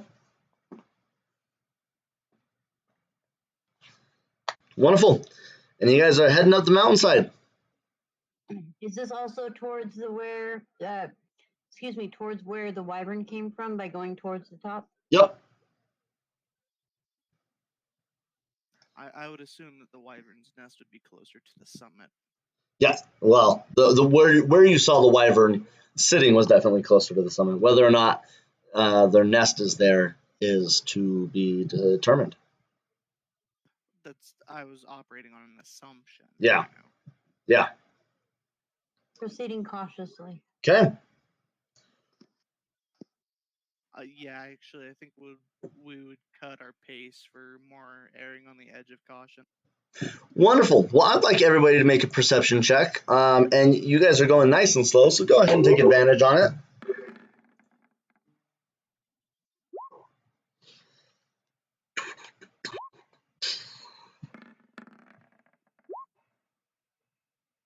Ooh, I'll stick with that one. 22, 19. I rolled a 1 and a 5, so yeah. I was just trying to stay on the side of the mountain. So a couple of you notice, not everybody, but a couple of you notice there's definitely a beast. You can hear these beastly sounds. It sounds like there's a few animals up ahead, and you're getting closer and closer to where you remember the wyvern being. And it sounds like you can hear 2, maybe even 3 different animals. It sounds like they're just maybe eating. You can hear their claws scraping and they're grunting.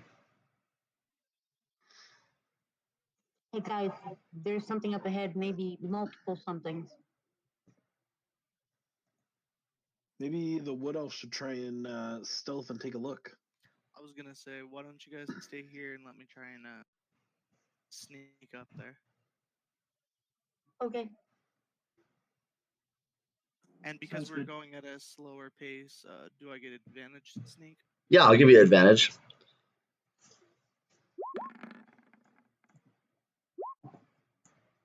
That works.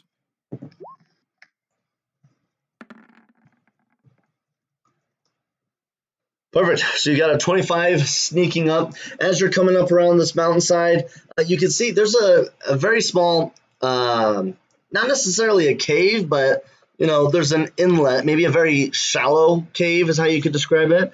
An inlet where you notice multiple creatures, and then go ahead and make a perception check for me, actually. Do I still get advantage? You still get advantage, yes. Not 20, come on. 10 it is. Yeah, as you're getting closer, you can see these beasts just breaking open these eggs and just eating these almost born wyverns. They're just swallowing them and eating them whole. You notice there's a lion. You notice there's a ram. You notice there's a dragon. And as you and they're not attacking each other, but they're just ripping to shreds these eggs found up here. I'm gonna back away very, very quietly. Yeah. I'm gonna meet back up with the party. Hey Does guys, he tell what size of dragon? It seemed about the same size as the lion, actually.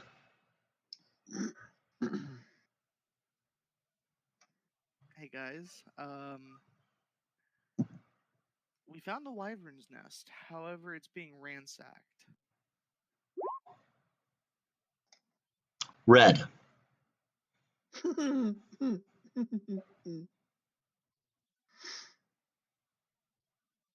If we set up an ambush, we can probably all get an attack of opportunity. There's a lion, a ram, and what seems to be a miniaturized dragon. I don't know. The dragons are known to be pretty fierce. Did you see what color it was, Relican? What kind of dragon are we? Looked red. Oh, I've heard those red dragons are some of the nastiest. Yes, but it also was pretty dark. The color could escape me. I mean, for all I know, it could be bronze. The dragon seems kind of iffy. I know we've been in the scraps, but a dragon might be kind of bad. How big was it? About the same size as the lion. And they were ignoring each other? Yeah, they were all just ransacking this nest of wyvern That eggs. doesn't seem natural. We should investigate further. Just Hence watch why them. I'm thinking of an ambush. Yeah, Before that could work. they completely destroy the wyvern's nest. I can agree to that. I suggest we have a backup plan as an ambush, but we try, minus the dwarf, no offense, Thorin, but try to sneak up and observe what's going on other than just a quick peek. Could we maybe send Quentin? Do you think maybe that you could blend in as a tiger? What, and just straight up approach them? Maybe. I mean, they're not attacking each other. We might be able to let you blend in with them, or do you think it's I'd Maybe as rather a dino, observe you them could first. scare them all away, and then you'd get the advantage, and we could get whatever's left. We I could set mean, up a trap for him. I mean, the biggest dino I can turn into right now is about the size of a tiger. We're already being risky with the observation and going back. Dragons have some pretty keen eyesight, so I'm not sure that it's going to make much of a difference if you're trying to approach or we're just trying to look. Maybe while Yeah. they're occupied, we should go elsewhere. I'm kind of curious as to what they're doing, though, because if they're not attacking each other, that doesn't sound like natural behavior. There could be something more intelligent behind them. Perhaps they're also shapeshifters, as I am. It's possible. Reliquin, what do you think? Druid, you still have that ability to speak with the animals, don't you? Yes, I can cast that as a spell. Well, how about this? We try to establish communication with the druid while the three of us lay in wait in case they attack. We'd get the attack of opportunity. So you'd like me to cast Speak with Animals and then approach them? Okay, well, take me over to where they are, and I'll prepare my ritual. Then once it's cast, I will approach. All right. Is everybody okay with laying in wait for an attack in case Yeah. it comes to it? Sounds like our best option. Let's be honest, I'm not very good at hiding, but I mean, if we've got to, then I can be the face that's gonna stand out in the crowd. So, as you're casting your Speak with Animals, I would like to, if you could post up what that does for me, so I can read over that, if you have that convenient. Coming right up. What's it called? Yeah, exactly? Speak with animal. Let me copy. Thank you Yeah, much. I can pull it.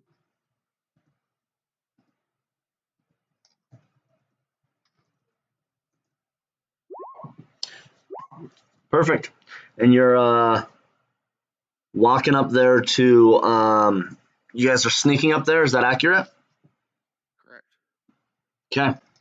Actually, how about this, guys? We have the dwarf and the druid approach. The dwarf's gonna get, as we already know, he's as stealthy as, a bull in a china.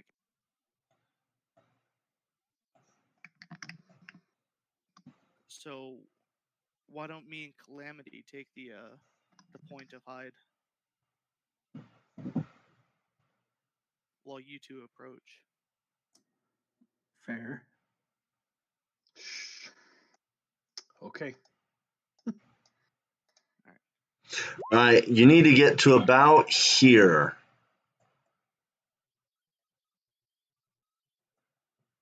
Just so you guys know on distance.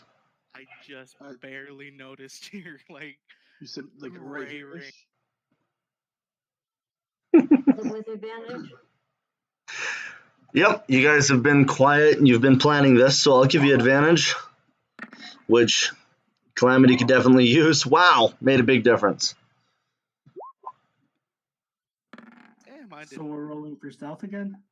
For anyone who's sneaking up there. Oh, okay, yeah, they are.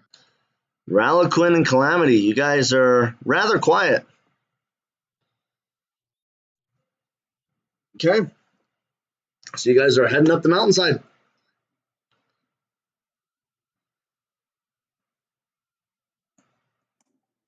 So then once they're in their position, I take my 10 minutes to cast Speak with Animals as a ritual. I think you're already casting, I assume. Well, Yeah, yeah. as we're moving up to it. So two of you are stealthing up there and two of you are just walking up? Yes. Okay. Well, we're holding back and preparing our spells. And then once the spell goes through, then we're just walking over to them. Okay, I'll have you just stay put for a minute while we move them all the way up then. Oh, okay. And while they move up, I'm preparing my Speak with Animals ritual. Yeah, if you're planning on casting a 10-minute spell, they would probably get all the way up to the point before you would start moving. Yep. So do you need an ability check for Speaks with Animals? Or no? No, I cast it on myself. And then it I just speak with happens. them. He can speak with beasts for the duration. See, that beast is what scares me. When you specify beast, that makes me nervous. I'll be able to at least talk with the lion and the ram. Dragons are beast types. Are they? I don't think they are.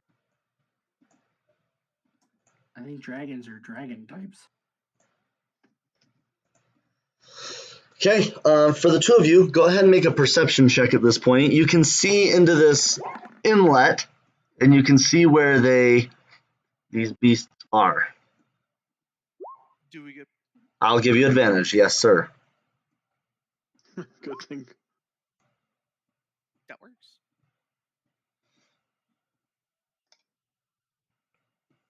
Calamity, do you want to? Oh, you gotta.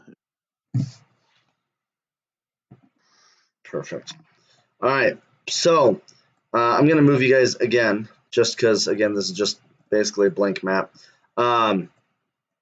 But here's what you two notice. As you're looking in there, you notice that your partner wasn't necessarily right, but he wasn't wrong. You're not necessarily looking at a dragon, a ram, and a lion so much as you're looking at a dragon head, a ram's head, and a lion's head, all connected to the same body. Oh my god. Oh god. Oh god.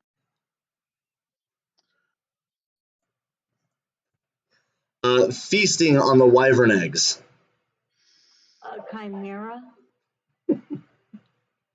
Really? A chimera? So I assume that Ralaquin and Calamity would make their way back and warn us before we walk up. I don't know. They might just let you do that.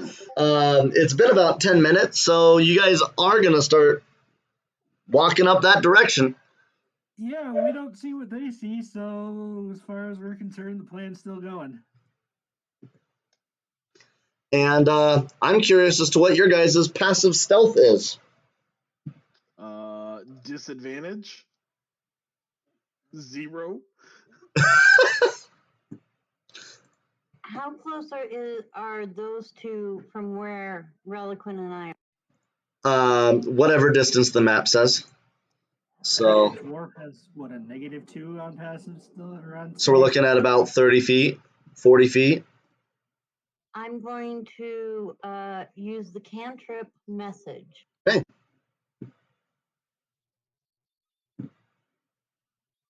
Good call.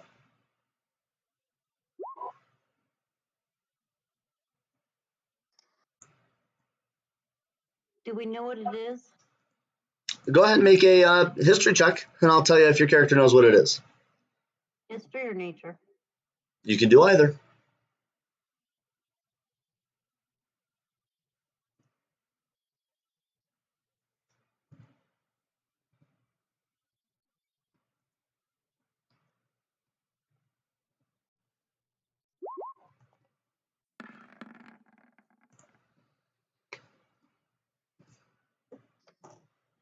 Yeah, you know that's a chimera. I was right. Out of character. Sorry. Okay, so my message to them.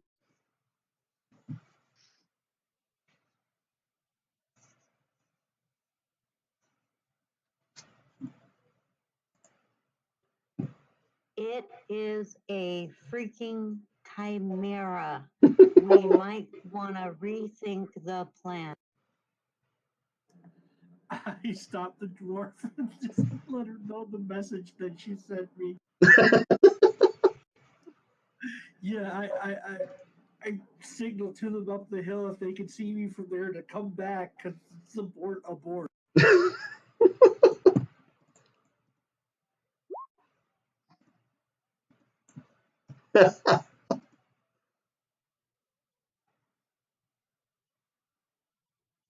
Wow. I think we should proceed with the plan.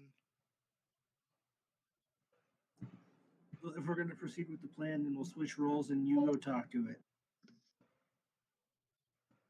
Oh no, this is where we all switch to stealth. You want to try to kill the chimera. Yes. Oh, I have a bad feeling about that.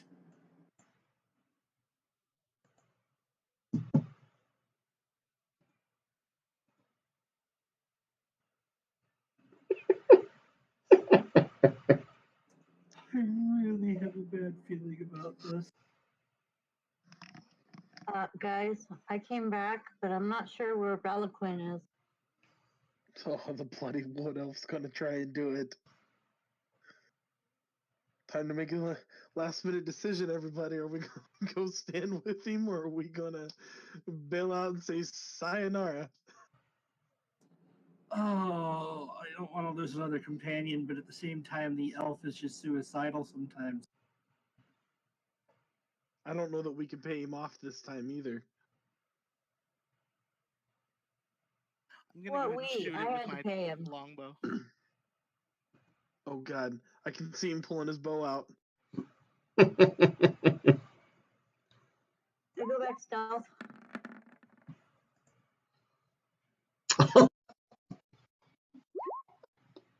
Wonderful.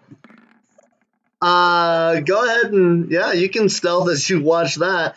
And everybody go ahead and roll for initiative. As your arrow flies and it just the beast, all three of its heads immediately look up. And it lets out a roar, a belt, and another roar. As it roars, I'm gonna run and meet back up with the party. Oh, To draw it to the dick. party. Whoa! Giant flaming dick. Hi guys. I did a thing. Harlequin. Yeah, you If did. there were ever a time that I could beat your face in with this warhammer, today would be it. By Morthammer doing, I want to just smite thee. Oh, smiter. Smite Timora thee, is on oh our mighty side. smiter. Just remember, when push comes to shove, my animal forms are faster than you people. Thorn got a 20, and this beastie only got a 15. Thank God my rolls are running high today. Yeah, too bad you ran out of them. Yeah, listen, don't you curse me with that. Ralquin, Don't you dare put the curse on me, Bobby. Ralquin, go ahead and roll another d20 just to see if you or the Chimera gets to go first. I win. Yeah, you do. All right. You're just wasting my d20s. I see what you're doing. Okay, this beast just as it watches you run down the hill, and it gets ready to jump up. But Thorin, it's to you first. What's our distance? 85 feet. Distance? There is. It's about a 40-foot difference height-wise.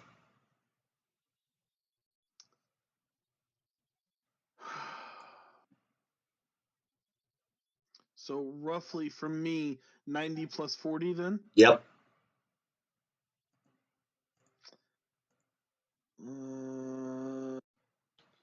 I don't think. So, question on weapons. My short bow has a range of 80 and 3. Is there a disadvantage if I'm shooting over 80 foot? Yep. You get disadvantage on your roll. Yeah, disadvantage on your roll. Beyond the 300, you can't hit. And if it's within 5, you also get disadvantage. Just as a side note, we might not want to stay grouped up because if it's got a dragon head, it probably means it's got a breath weapon. I'm going to. Sorry, I'm looking at my turn chart because I'm not completely familiar with how I'm doing this. I'm going to go ahead and move 5, 10, 15, 20 here and delay my action until the Chimera moves closer. Okay.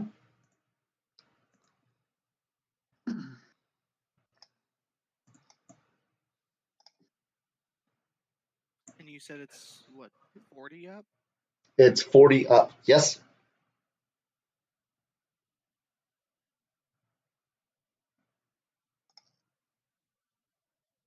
Okay.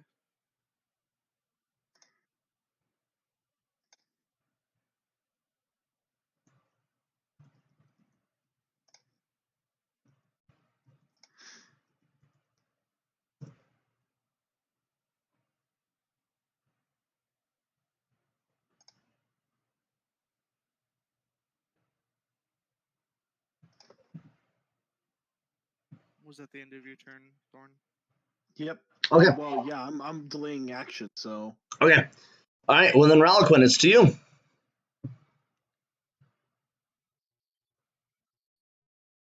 I'm gonna go ahead and take my bonus action first to sneak. Okay.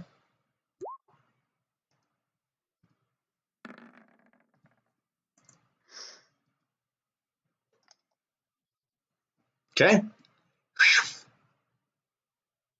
I'm gonna move and delay my action. By the way, y'all suck. What are you delaying your action for?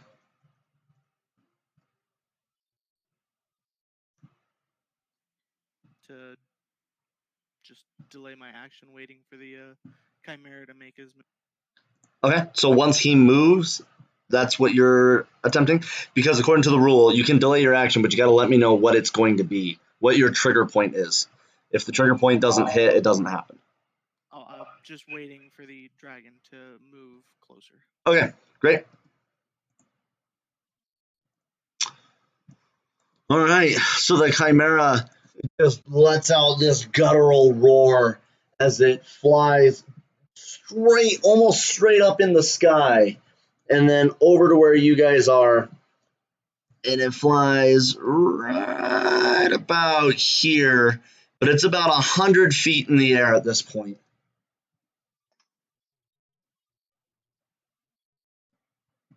So two of you had delayed actions. You get to take those now. It moved. Thorin, go first since you were actually first.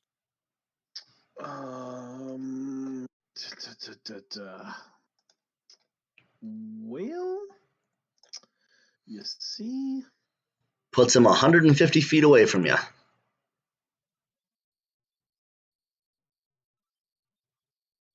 that's rather unfortunate. Okay. Well, I'm going to shoot my short bow, so it's going to be disadvantage. Short that shoot bow. Yep, short that shoot bow at disadvantage because it's over 80 foot. Okay. And I think it's just a 1d20 because I don't have any dex to put towards that. Are you proficient with the bow? I am proficient with the bow, so I guess I get +2. There you go. Okay.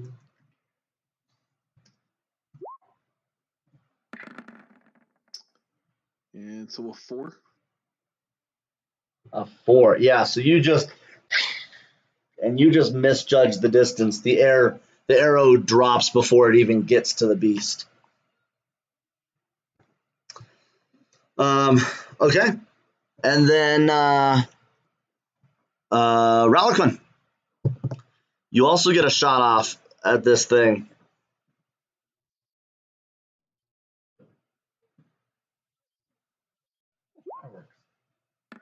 Is it with advantage No. since I'm hidden? You're hidden, but you're also, this thing is so high up. What's your bow's range? 150. 150. Okay. I'll give you advantage. Yeah, that's fair. Since it's a longbow. Yep.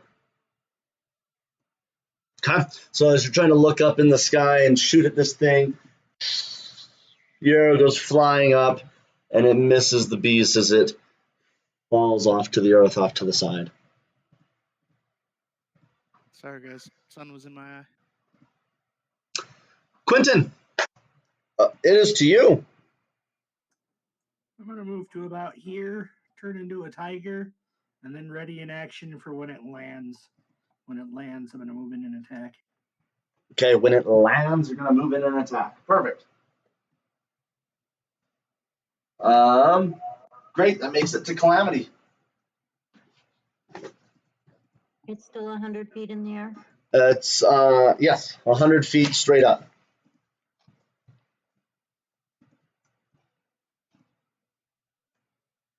I'm going to have to, I'm hidden, which is why I have to dot. Okay. I rolled it. Yep. But I'm going to have to delay my action until it comes within range.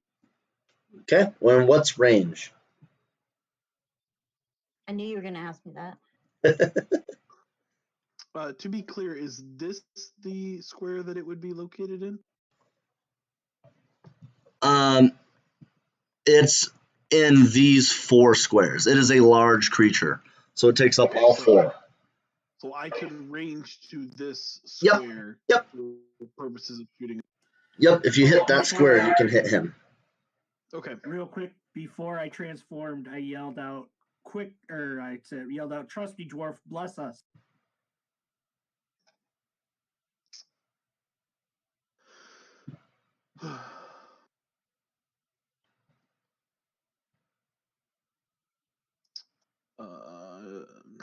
Yeah, next turn. Okay. All right, Thorin, it's to you. Oh, and Calamity, let me know what that range is. Oh, 60 feet right there. Yeah. 60 feet. Okay. Okay. Well, so to me, we're going to move up. And we're going to, let's see, gotta space this right.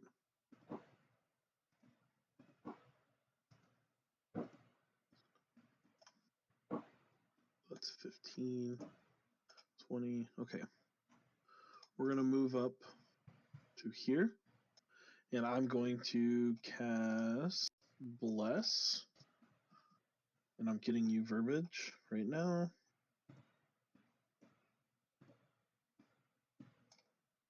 It is a 1 minute duration.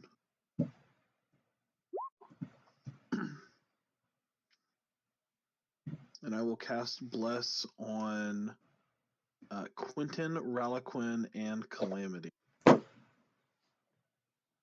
And then as my bonus action, I'm also going to cast Shield of Faith on myself.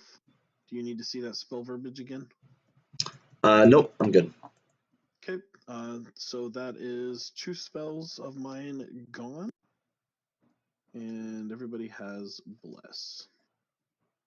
What is bless +2? Quoi? I'm sorry? Is that +2 to AC? Shield of the Faith shield only is- works on me. Okay, what Bless is bless? means whenever we do an attack or saving throw, we get to add a 1d4 to it. Okay, thank you. He put the verbiage in chat. I apologize. I hadn't read it. I was doing something else.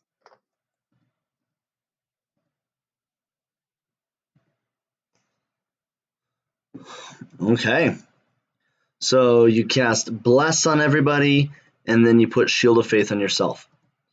Correct. And wait, and you get to choose 3 creatures. What creatures did you choose? Did you choose everybody but you? Yeah, I chose Quentin, Ralaquin, and Calamity.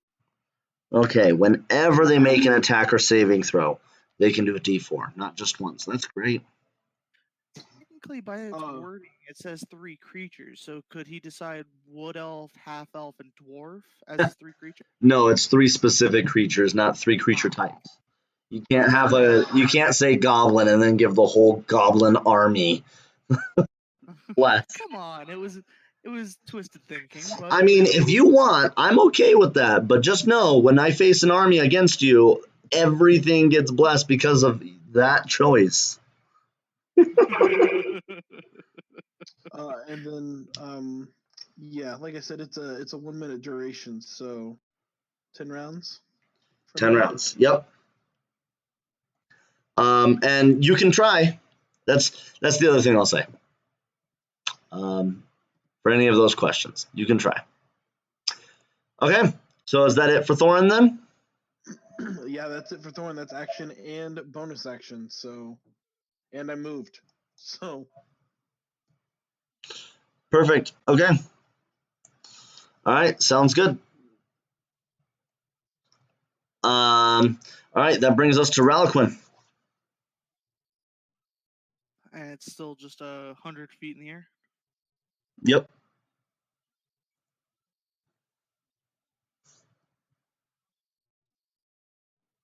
I'm going to stealth. Okay.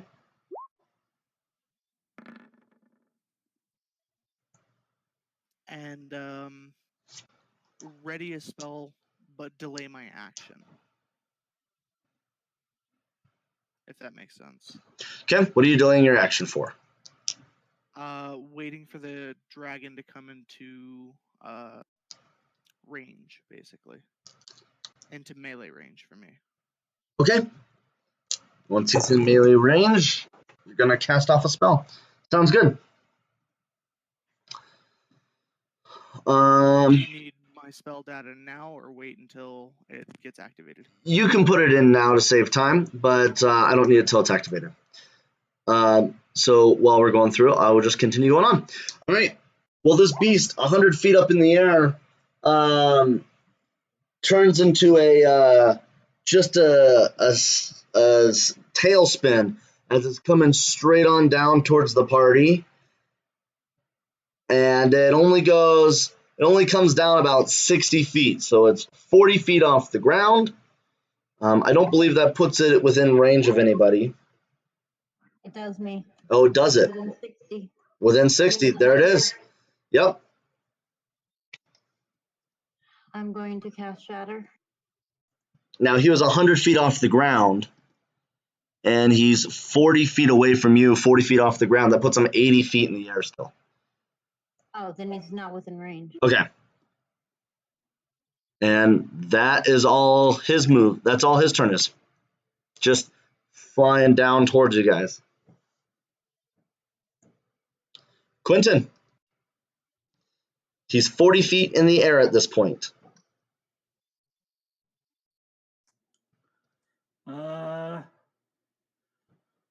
I move to over here and I wait until he comes within range of my melee attack when he's low enough that I'm able to hit him with a melee attack. Okay. I ready another act. Okay. Calamity.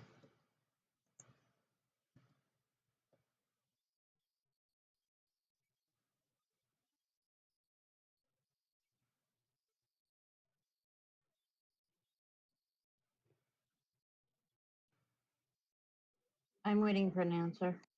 Yeah, I told you you can try.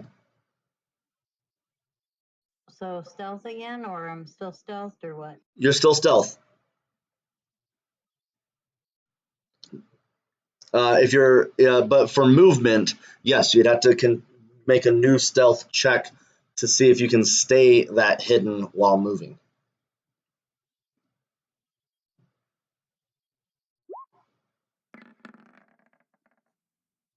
Okay. And where do you move to?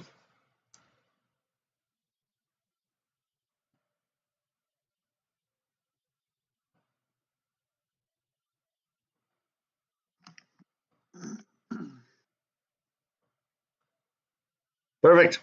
Okay.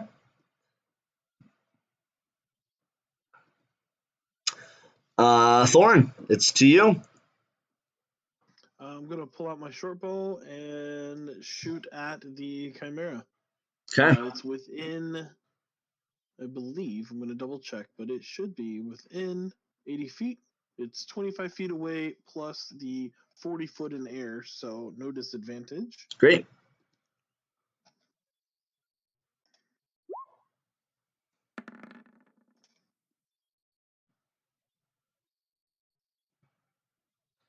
All right, so you take a shot at this beast, and as the arrow's flying towards it, it just kind of rolls to the side as the arrow flies past it.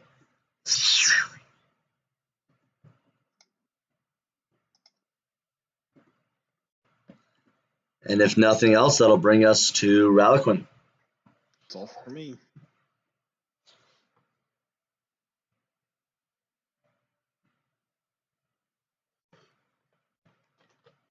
I'm going to stay hidden and delay my action until it comes within range.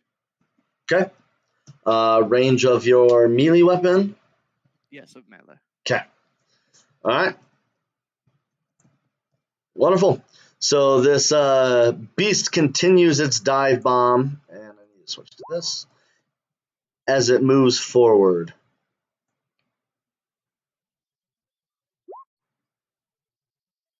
Okay. It moves up to this point here. It is within range of you, Ralaquin. Melee. Did you ask for that, Reliquin, for melee in range? Yes. Okay, that's what I thought. All right, so it is within melee range of you, Reliquin. It's now ground level, so whatever distance the map says it is from you is the distance that this creature is from you right now. It hasn't landed, but it's just barely above ground as it's swooping in. That would trigger my action too, wouldn't it? Probably. Yes.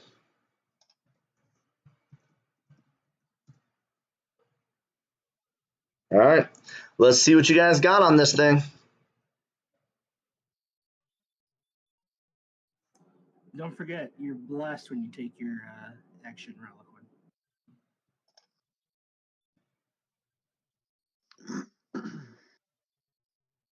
You gonna go or should I go first? You go ahead and go first.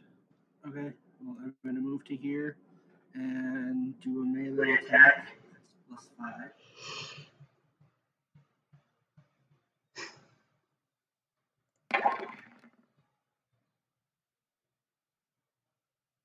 That is a big miss, Yeah, even with the +4.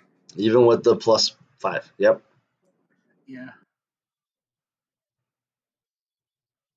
Not as big of a miss, but a nat 1 will always be a miss anyway, Yeah, it would. whenever attacking. Okay. All right, so Reliquin, what do you do? With him moving within melee range, it activates my shocking grasp. Okay. And so the hand juts out, and you're probably taken aback by this three-headed beast coming straight for you, and that's why it misses as it clips off. It just barely misses, grabbing its throats, plural. Wait. The plus D4 as well Yeah. from Bless. Yep. Is it 1d4 plus 1? No, the +1 was an accident. Oh, okay.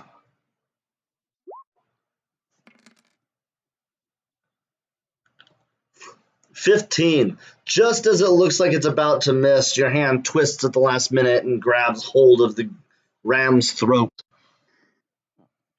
Go ahead and show a shocking grasp.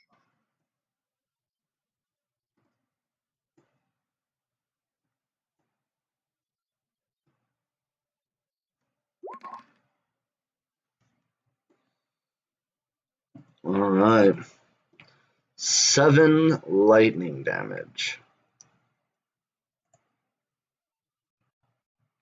Perfect. And as a result of it taking the damage, it cannot take reactions until the start of its next turn. Okay. No reactions till the start of its next turn. Well, as this beast comes in, it lets out a large blast of fire, which is going to cast both Thorin and Reliquin in its 15-foot flame. So I need both of you to make a dexterity saving throw for me. Relic, you get that bless on your saving throw too.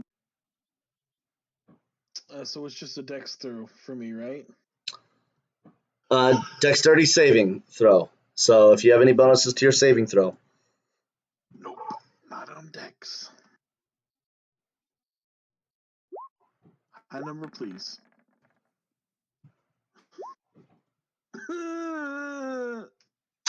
With those being under 15, Reliquin, you still get a D4. Is that accurate? Yes. All right. Make sure it's above 15. You got to get a 3. No, this is gonna hurt. Oh, you both take 26 points of damage.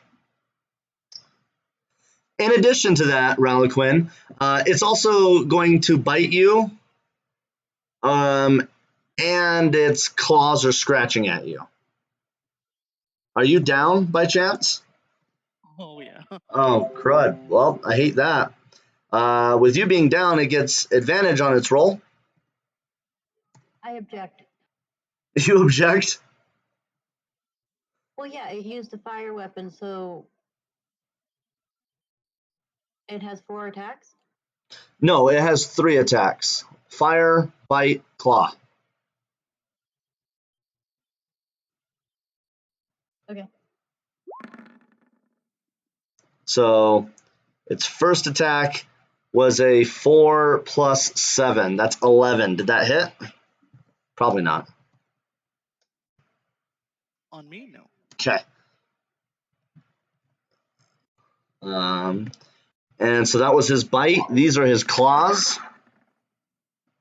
I do have one question though. Yeah.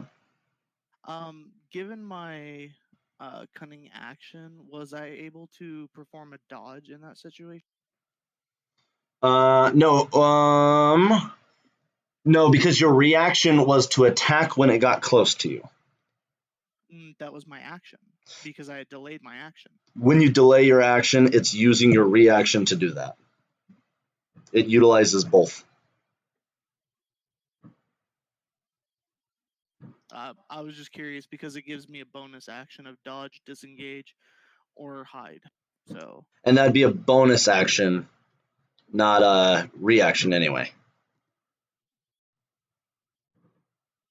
Bonus actions are on your turn. Reactions are on someone else's turn. Okay. Yeah. So I would have had to declare it on my turn after hitting it with shocking grasp. Yes. To dodge or disengage. Yes. Or hide. Or hide. Mm-hmm.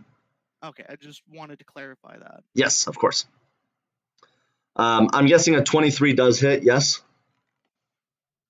Oh, yeah. Okay. Well, since you're down, that counts as one of your death saving throws. Okay. And Thorn, you're still standing? Yeah, I had 2 hit points. Okay. Well, this creature flies over your head, which would give you an attack of opportunity because you haven't taken your reaction yet. Let's go ahead and drop the short bow and pull the warhammer.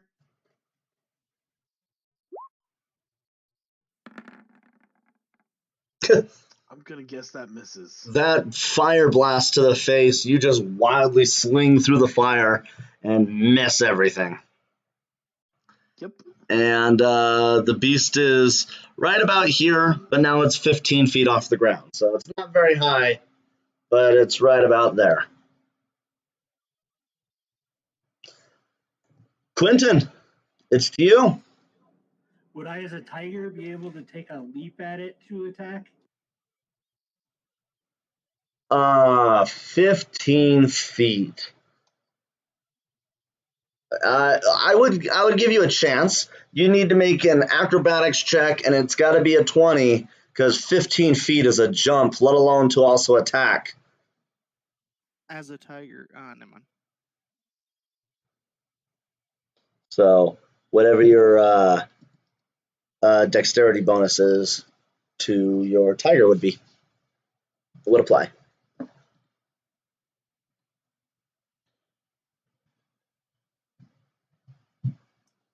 I think I'd be better off readying an action for when it comes low enough to suffer a melee attack. Yeah. But I will move over to here. Sounds good. Calamity, it's to you.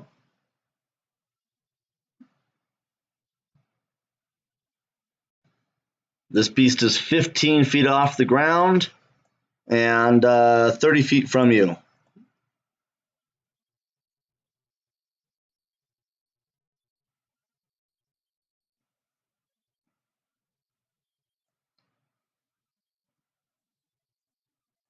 What would you? Yep.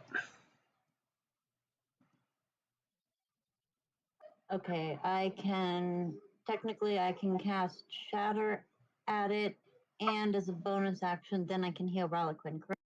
I believe the spell you want to use takes a bonus action, so yes. Healing Word It does. does take a bonus action. Yep. Then that is my intention for my turn. Okay. Go ahead and cast Shatter. That's a Constitution saving throw. And it takes half damage. Is that accurate? If it succeeds. If it succeeds, go ahead and roll for damage then.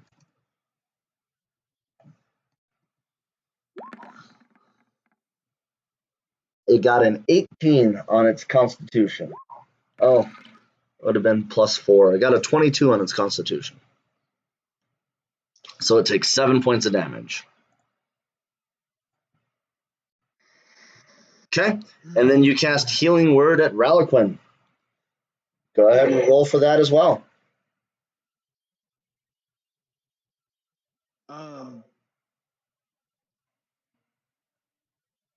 Does that work with him being down?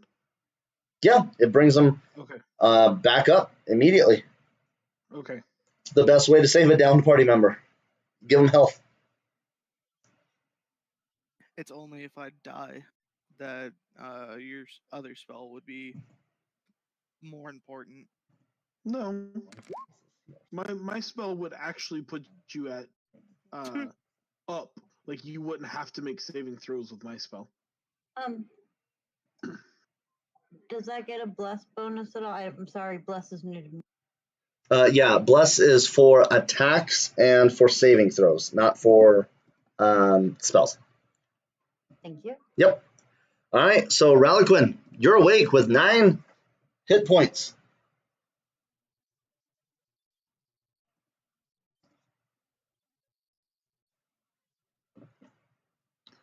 I assume that makes it me. That does make it Thorin. Okay. I'm sorry, my roll for some reason has changed. Okay. It should only be a +3, not a +5. Okay. 7 points of health for you. I apologize. No problem. We all make a boo-boos. Okay. So Sometimes the computer makes them for us. it's 15 foot in there. 15 feet in the air, correct. Okay. I'm going to cast Guiding Bolt as a level 1. And I'm getting verbiage for you again, since it's been a while since it's been posted. It's going to be a ranged attack spell. Okay. Just gotta beat its armor class. I'm sorry, what? Just gotta beat his armor class. Fantastic. Come And on, then- nat 20. Need that nat 20. Not a nat 20. So close, though. Must be a 14. Then a bonus spell is going to be 2. I don't think she posted the verbiage for that. So For Healing Word? correct. Yeah, it's 1d4 plus your spell casting. Right. So it's gonna be roll 1. No, it'll be a 2d4 plus. You casting this at 2nd level? I am casting this at 2nd level. Okay. Trying to find my life bonus on that as well. It'd be +4, right? Because of your Hit 1 per points, level. 2 plus the spell. Yeah, it's 2 plus the spell's level, so an additional 4. Yeah. Don't forget your cleric domain. That's what the extra 4 was. Gotcha. Yeah, for my life. Yeah. So I gain 11 hit points back.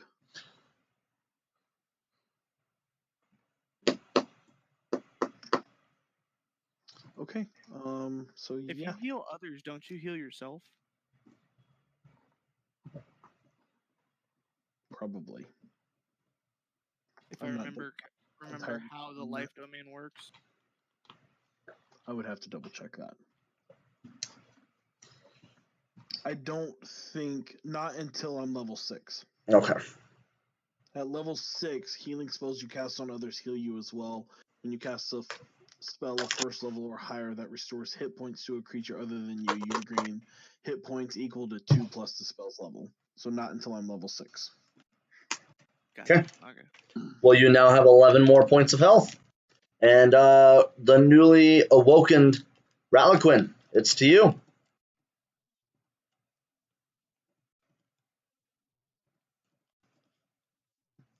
I'm gonna go ahead and cast another spell. Okay. It's Chill Touch. Okay. Up to 120 feet, just as you're aware. Perfect. So funny because that's the one that always confuses people because it says touch, but not a touch spell. Yeah. All right. 1d8 necrotic. I have to make the ranged spell attack first. Yep. Don't worry about the end. I just have that on there as note for me. Yep.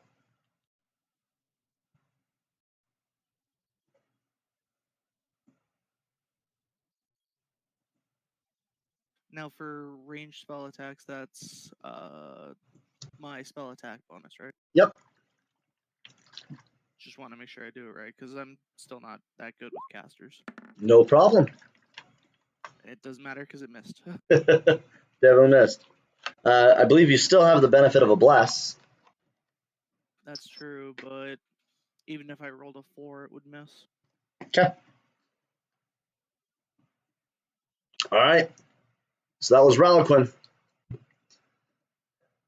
So the beast. Actually, as my bonus action, Uh huh. I'm going to go ahead and sneak. Okay. Go ahead and make that sneak roll.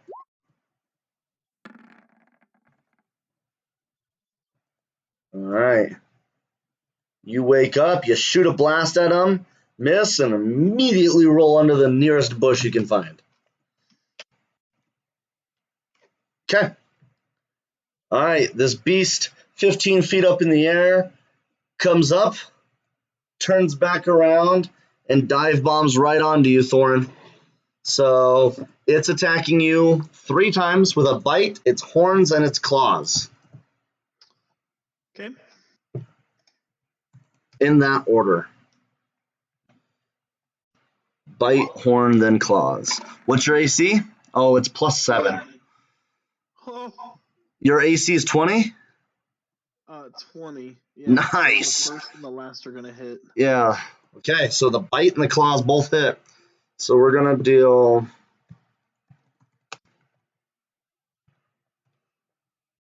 I assume I don't get my attack of opportunity prior. Nope. It's only when it leaves your range. Okay.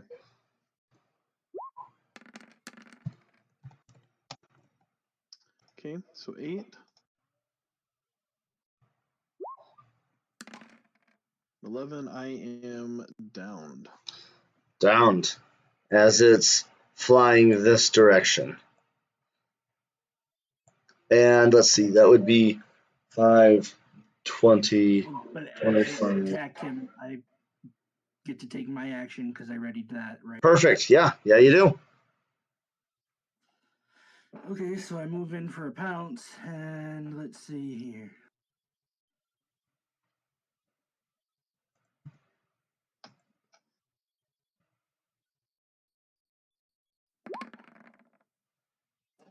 Oh, I'm having horrible rolls today.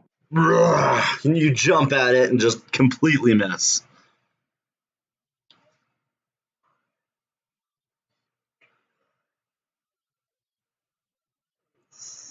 $30, $35, $40, $45, $50. So, Ralaquin, this beast would have flown right past you, having no idea you were there.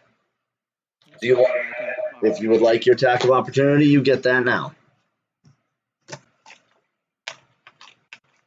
And don't forget, I also get my sneak bonus. Mm-hmm. Mm-hmm. Aim for the And wings. bless. Do I also gain advantage on my attack? Yes, because he has no idea you're there. We don't have bless anymore. You went down. You lost your concentration.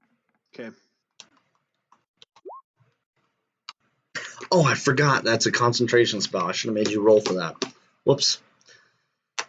Okay. Perfect. So yeah, you just and you stick it with your arrow. For 9 points of damage. And an additional 7 points of sneak damage. Aim for the wing. That would have been nice. I roar in a furious tiger voice. Okay. Quentin, How high up is it now? how high up is it? It's only 10 feet off the ground. So well within a tiger's ability to jump at. Yes. Yeah. I'm going to attempt to attack it again then. Okay. Rawr. He runs and jumps.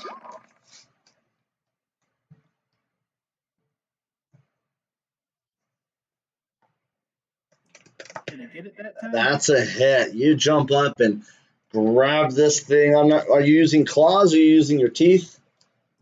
My claws. Your claws. You This jump means I up need and to take a sink strength. him. I think it's strength. Let me double check. DC 13 strength saving throw or be knocked prone.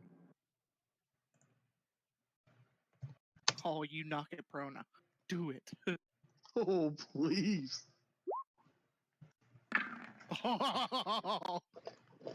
Beast goes down. As this thing's in midair, it pauses to turn around, and you just tackle it out of the sky and take it to the ground.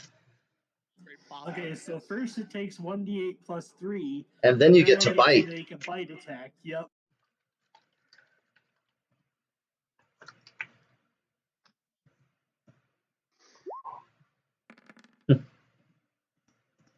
Ouch. All right. You deal 10 points of damage and go ahead and make a bite attack with advantage because it is prone and you're making a melee attack. It also means all ranged attacks have disadvantage right now. That's going to be a 23. That's a hit.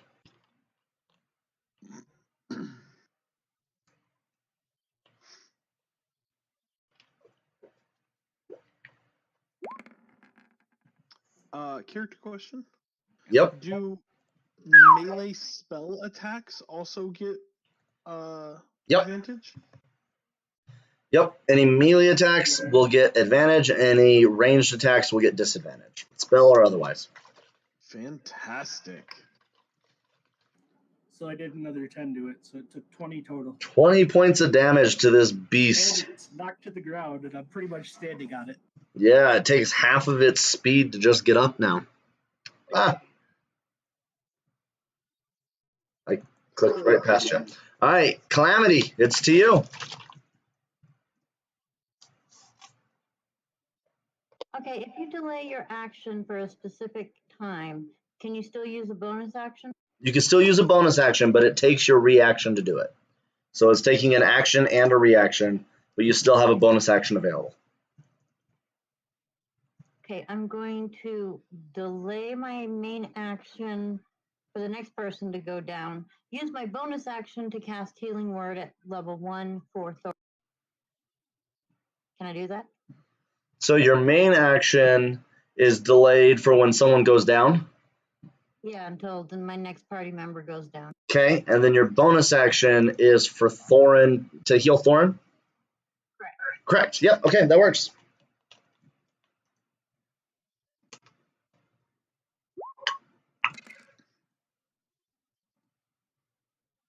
Six points of health for Thorin. Wakes him back up. That's helpful. Okay. And I get my X off.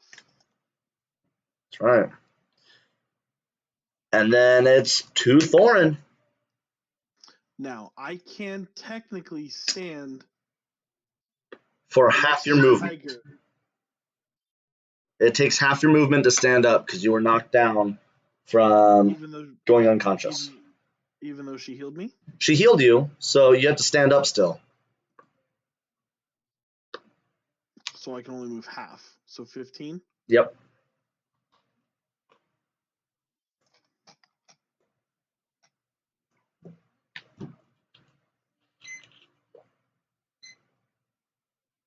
Okay. Let's go ahead and move. So if I can move 15, I can move 3 squares up. Mm-hmm. Maybe. What's the distance here? 30 foot.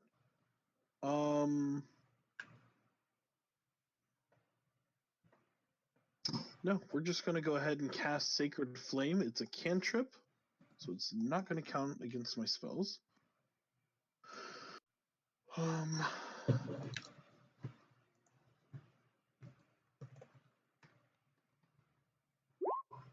it needs to succeed on a dexterity saving throw or take 1d8 radiant damage.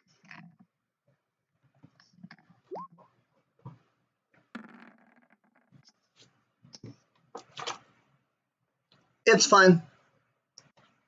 So it is. Yep. As that comes crashing down near it, it just kind of moves its heads out of the way. All right. That brings us to Ralaquin.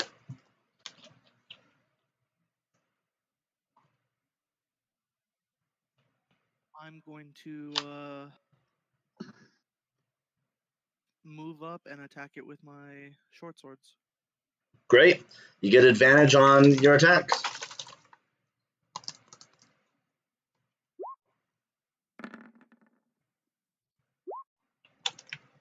Looks like I'm gonna need it.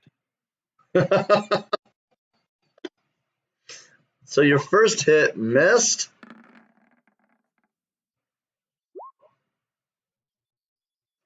Thank you, Thorn. Wow. That is impressively bad. Right? You need to change dice set. No kidding. Now remind me, am I wrong? On your offhand, don't you still get the +6 bonus? You just don't get the bonus to damage? Or am I incorrect in that? No, you should be correct. Okay, so that 8 should turn into a 14, I believe. Correct. All right, that's going to be a hit. At least you got one hit out of it. Just ignore the first one.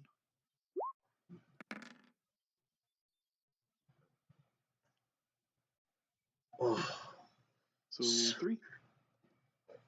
So yeah, 3 points of damage. Okay. Sorry, I'll fix my Yeah, you're fine. You're fine. Okay.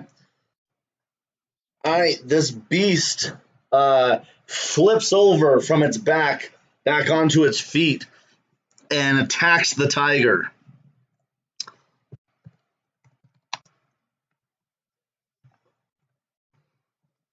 Bite, horns, and then claw.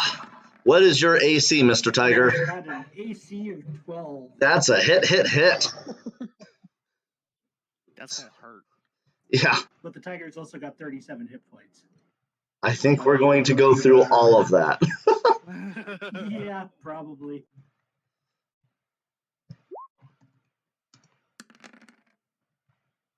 There's half.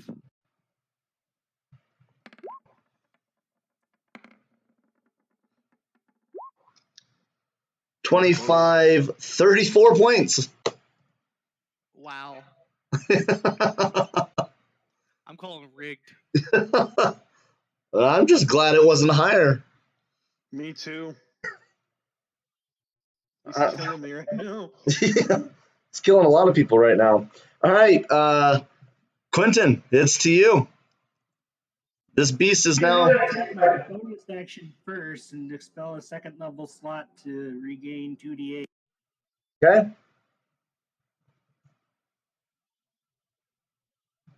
You're able to cast while in. No, I can expend it to regain hit points for my wild shape. It's not a spell. Gotcha. It's Okay. an ability. Sorry about that. Nice roll. Very nice rolls. Yeah. All right. And then I'm going to attack it with my I guess I'll go bite it. I guess you will. It's no longer prone, right? Correct.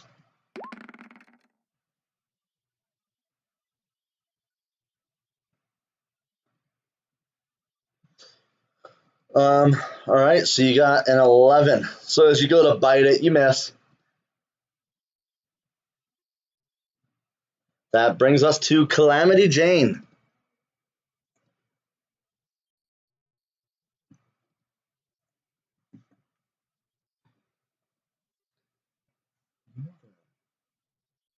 I was trying to move my character and I was on the wrong selection.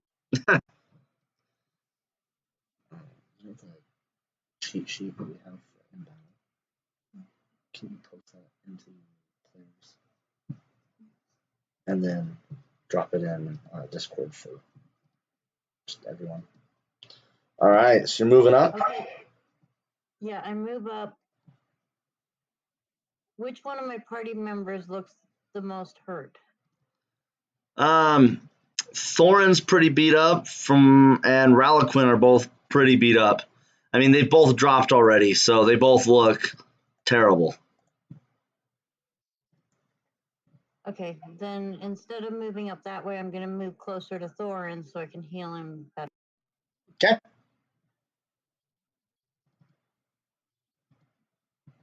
And expend another level 1 for healing.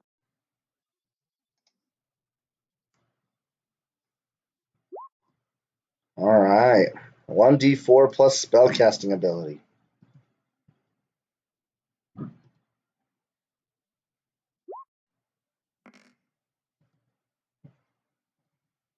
That's 4 points of health for you, Mr. Thorin.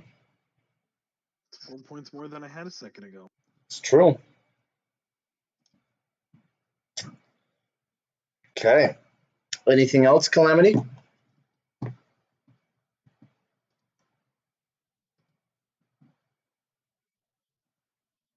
I don't think I can do anything else. Okay. Yeah, you used your bonus action to heal, so you still have a full action. Okay.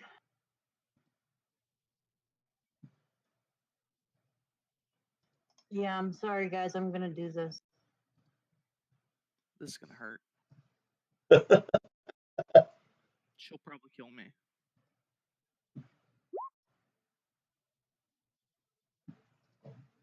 All right. Go ahead and where's your point of sound? Put it on the backside.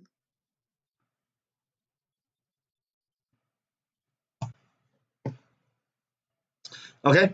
It looks like you're putting it right on that square. Why don't you pick the middle of a cube for me? The middle of one of the squares. Okay. All right. Perfect. So that means both Quentin and the beast is going to have to make a Constitution saving throw. She said top left, right? Yes. Correct. It's a 10-foot range, so it does affect Quentin, not you. Yep. Affects Sorry, me too. Quentin. No. Not Because- diagonal. Yep. No diagonals. Gotcha. Sorry. No, you're good. Huh, it fails. So did Quentin. So did Quentin. All right. What damage do both of these animals take?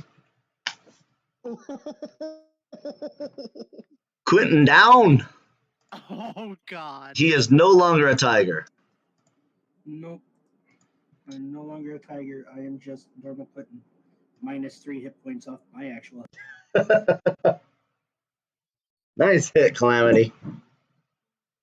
But I Great did hit. hurt. I did hit the Chimera. You hit the Chimera like a truck. You just also hit the tiger like a truck. I'm sorry, kitty. Okay. Thorn. He is grounded, right? Not in the air? Correct.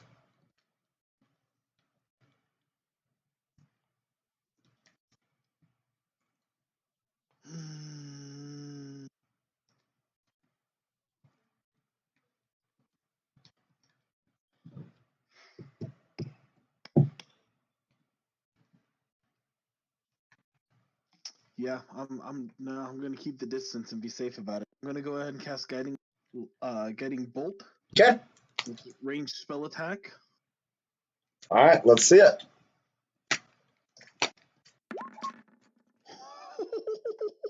That is a hit. So it counts as a crit, right? So It does. 46 times 2?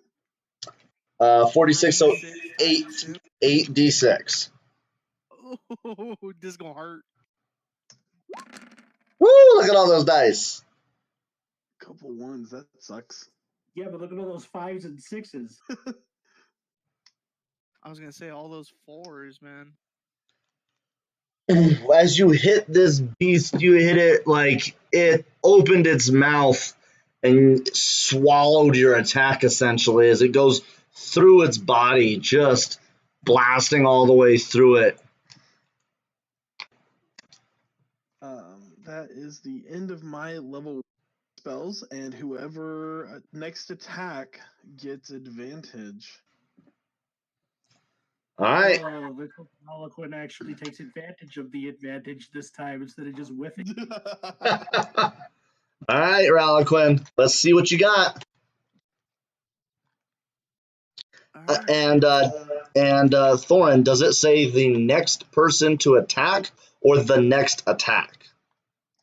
It says the next attack roll made against this target before the end of my next turn has Perfect. advantage. So that means, Ralaquin, your first attack, if you're using your swords again, your first attack has advantage, the second does not. Okay.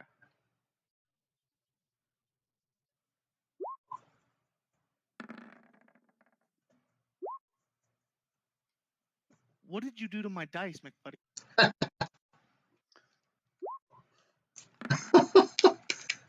This thing's like standing there, and you're just like, oh. All right. Let's see what damage we're talking. Now that I'm human Yes. again, I yell, 2 hands for a begin. All right. Dealing 3 whole points of damage to this guy. From what you can tell, though, this thing is messed up. Just Hit like a truck twice. I mean, I'm expecting it to be. like Quentin's gonna feel.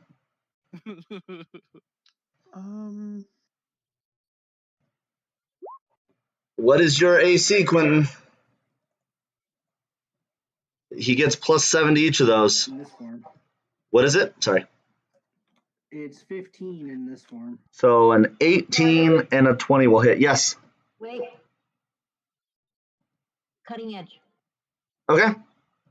How are we doing cutting edge? I mean, cutting words, sorry. Oh, as a reaction. So awesome. Okay. Yeah, do it.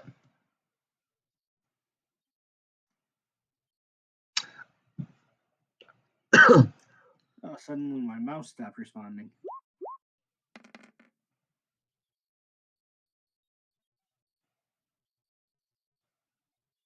All right.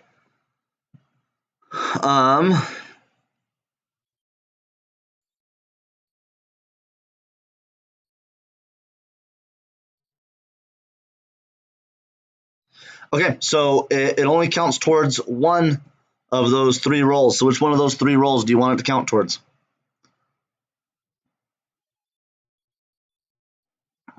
The first one. The first one. So the 11 gets changed to an 8. It gets +7s. So what is your AC, Quentin? 15. That's going to make it a 15 and a 20. Damn, sorry, I tried. Yeah, that was close.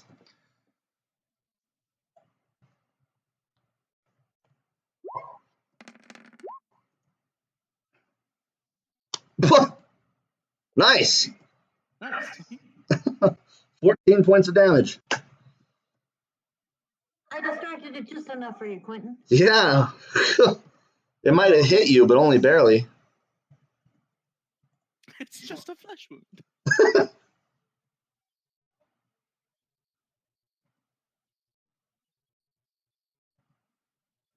So I have 14 hit points left in Quentin form. All right. Well, Quentin Toril, it is to you. I'm going to cast Bark Skin on myself, so my AC can't be lower than a 16. Nice. And then I'm going to shift back into a tiger. So I'm back up to 37 hit points. Nice. Word of note, I have 1 first level and 2 seconds left on my spells. I mismarked a second level spell as a first level. Okay.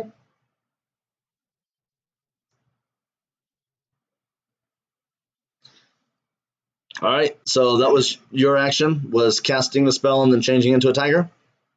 Yep. All right, Madam Jane, it's to you.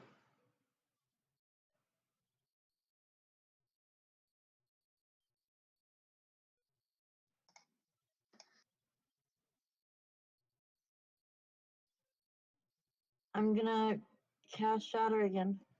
Okay. Where This at? time I'm gonna cast it. Okay. Can I make a suggestion? Yeah. Oh yeah. Okay. Can I do that? Yeah. The creature's still within 10 feet. Yeah, The spot would okay. work as well. Yeah. All right. Yeah. Let's do that. I mean, if you want to hit the tiger again, I'm okay with it. No, I really don't. Okay. All right. So Constitution saving throw coming right up. And go ahead and it takes half damage either way, right? Oh, it's taking full damage.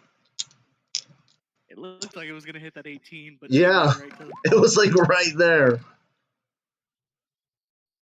9 points of damage.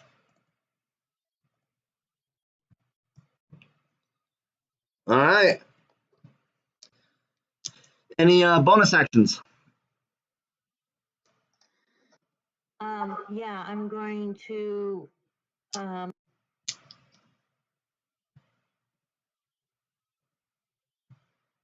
hold off for. No, I can't do that. I was gonna say bardic inspiration or cutting words for next time it goes.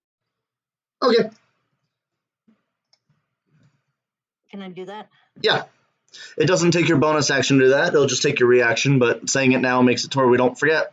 Well, to where you don't forget, because I'll still forget. But. Okay. Okay. Put it up just so it's there. Sounds good. All right, Thorin, it's to you. Oh, we're gonna guiding bolt it again. All right. Don't miss. he missed. He missed. That is the end of my level 1 spells. All right. Anything else, Thorin? No, I'm not gonna use my bonus action. All right, Ralaquin, it's to you.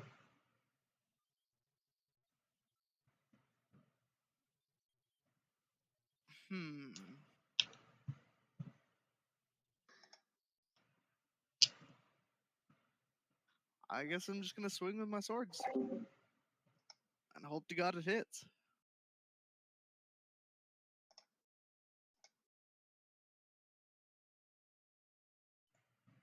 Actually.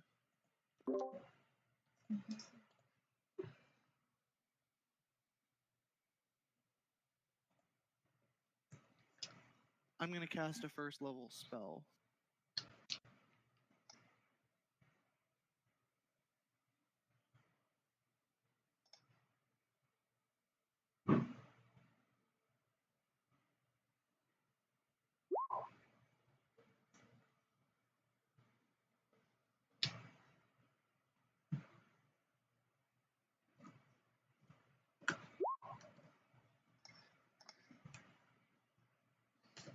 All right. Casting sleep. Go ahead and roll your 5d8. Let's see if it falls asleep.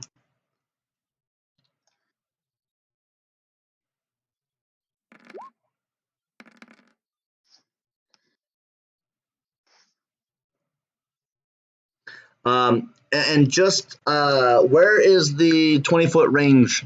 Where's the center of the 20-foot range?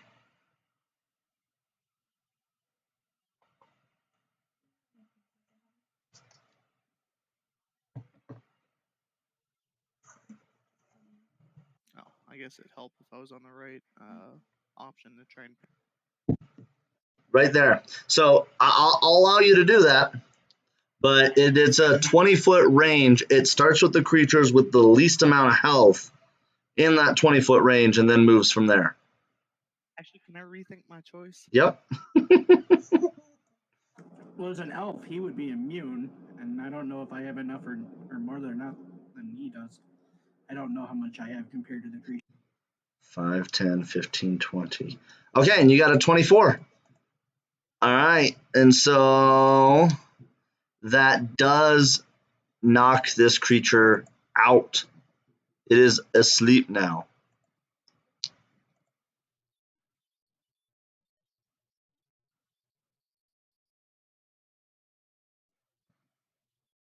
And as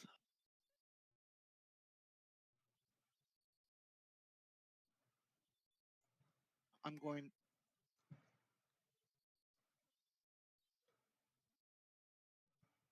Sorry, you cut out a little bit. So that was your action. So what else are you going to do? I was thinking about tying it up, but that'd be a grapple check, wouldn't it? Yes.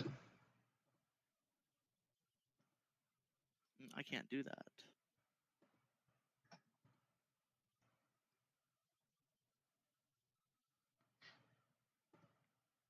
I'm gonna go ahead and stealth. Okay. You do so.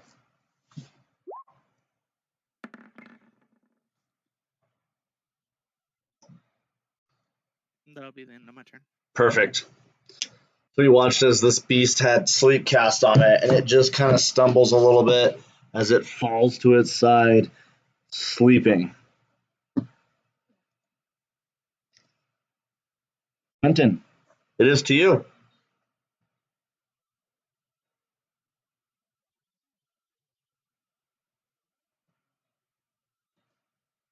I'm going to attack it. Okay. It'll wake it up. But he'll have advantage. It's true. It is prone. Go ahead and make your attack rolls. While he's Woo-hoo-hoo-hoo-hoo! That'll be a hit. Go ahead and roll your damage.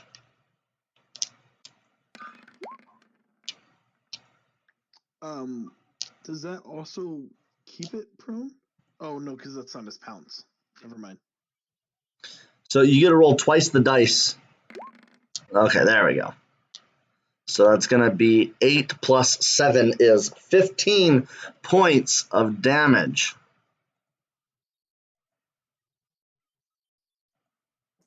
So I rip out its throats.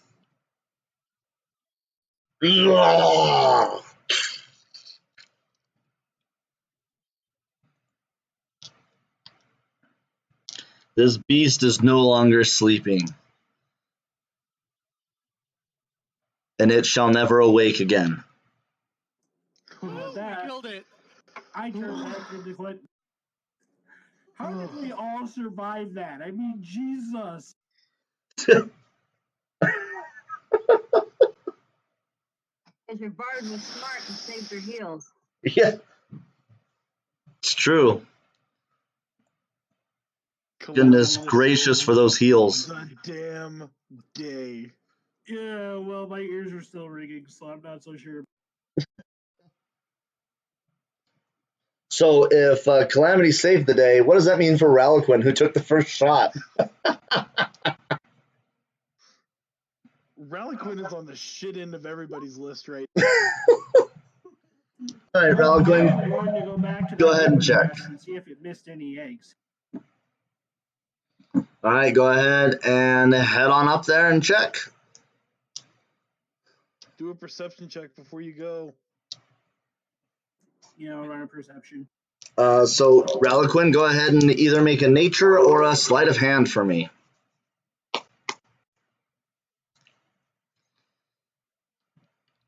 Oh yeah, it seems totally safe for you to go up there, Quentin.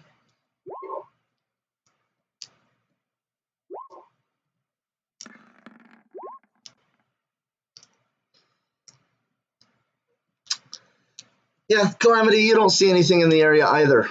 Ralaquin, you were going for its horns. Horns. You got them. The horns come from the dragon as well as the ram. Okay, so 2 sets of horns. 2 sets. Yeah, you got all the horns. There's some that are kind of broken a little bit, but you got them.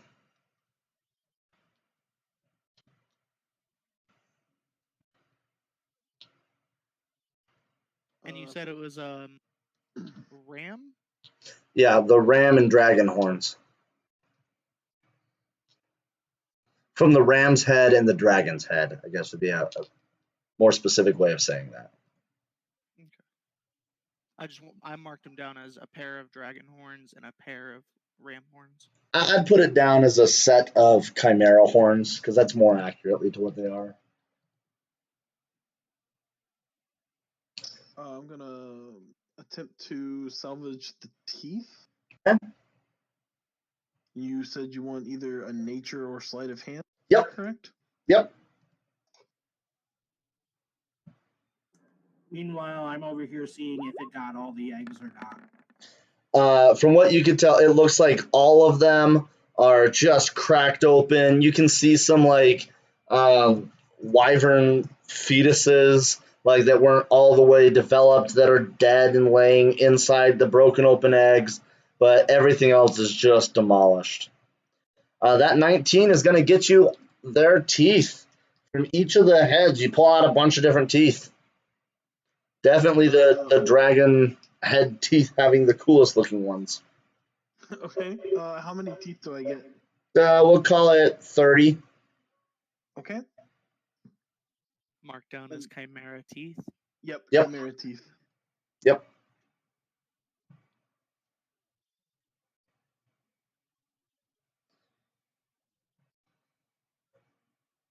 Okay. I'm gonna try for its claws. Okay.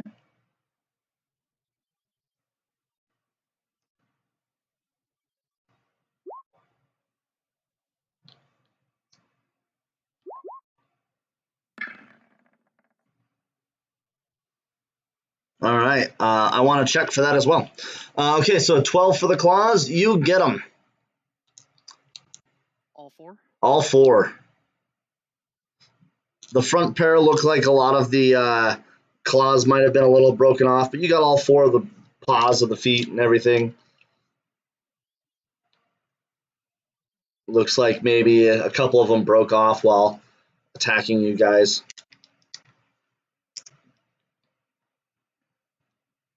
Go ahead and make that roll for me, Calamity, whenever you're ready. Okay. Out of character note, I looked up what a fundamentum was, and it's not its dangly bits. It's actually, it means like its core, it's like foundation. So I'm guessing what it means is that it's like its magical core, it's its source of its magical power. Its soul. Because it seems to be that it only happens on like magical creatures have these. Makes more sense. I don't know. I just guessed that it was the dangly parts.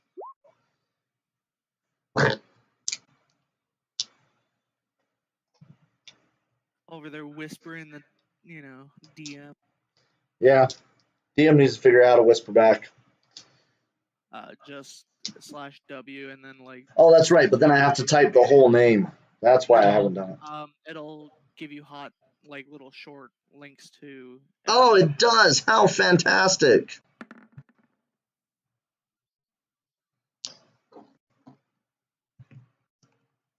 So you don't have to type out 30 characters worth of names.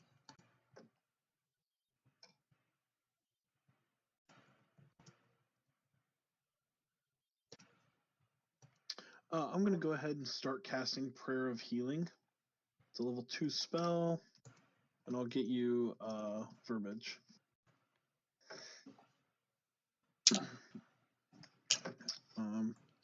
Okay, sounds great.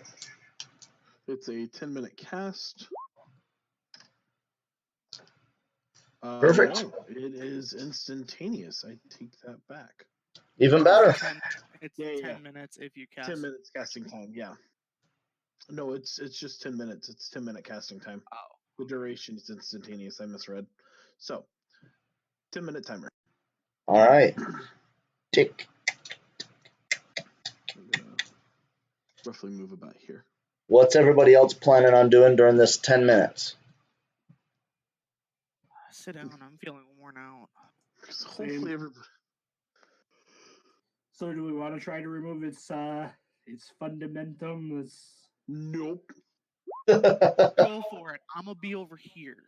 Yeah, it's kind of volatile from what we saw the last time. Yeah, I'm guessing it's volatile. Go for it. He's casting a heal anyway, so I mean, if you go down, You think you got the heals for it? I don't think that you do though. But I only need 1 hit point to live, right? Yep. But if you take damage, if you go negative equal to your total max health, you're also permadead.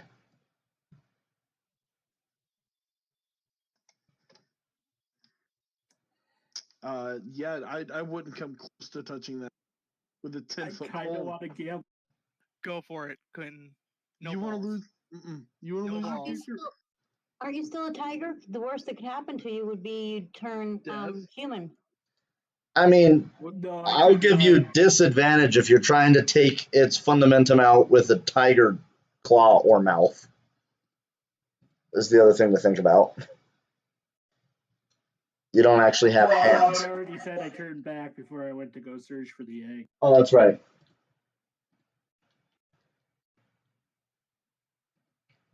You couldn't pay me enough money to try and take it.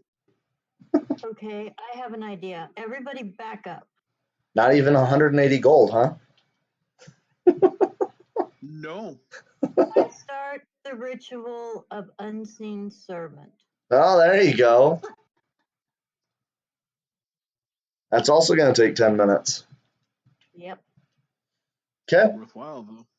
All right. So, Worth trying it. yep. That means Thorin, your spell will complete first and heal everybody, and then shortly thereafter, a calamity spell will. About how much do you think its fundamentum weighs? 5 pounds. I bet if it's just like its inner essence, they're probably light. I see it as like if you watch Harry Potter, like the not the pensive, but whatever you put in the pensive, that like light, glowing, wispy, but like in its own bodily sack of fluids. It's his magic land. Yeah. Out of character question. Yeah. Just humor me on this. No. Given that I can cast Mage Hand and I have Mage Hand Ledger Main, could I just retrieve it without doing the DC?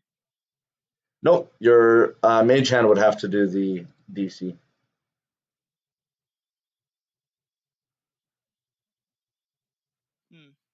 That sucks because it says it can retrieve one item containing weighing less than 5 pounds. Weighing less than 5 pounds, but it's also not just picking up an item from inside the creature. You're cutting it out. Yeah. I'm going to try it with the unseen servant. I know the chances are great, but let's just try it. So here's the other thing to think about. There's no bonuses from because you're not doing it. It's the unseen servant, and they don't have any kind of bonuses. So it'd be a flat roll. And you'd have to beat 22. Yeah. I can't beat a 22 at a flat roll. Correct. Okay, then I'm not even going to bother. Okay. So Let's should I see. gamble? Wait, what save would it be? Or what check would it be? Either sleight of hand or nature. So that would be a +4. I'd need at least an 18. Yep. You know that the max damage you can take is 56, right?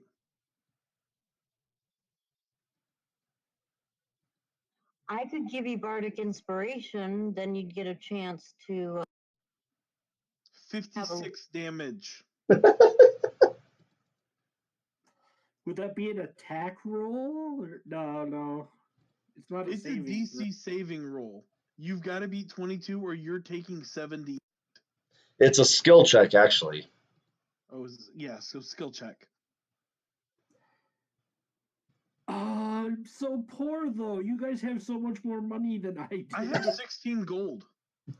Yeah, but you already bought something really nice for yourself. With a sleight of hand of +6, I'd have to get A 16. yeah. Plus Bardic Inspiration. At best, give you another D6. you could get Bardic Inspiration, and it's a skill check. It's a skill check. Or so an ability check, right? Uh-huh. Same. So I could give you a guidance cantrip as well. That would also give you another D4. I'll do it.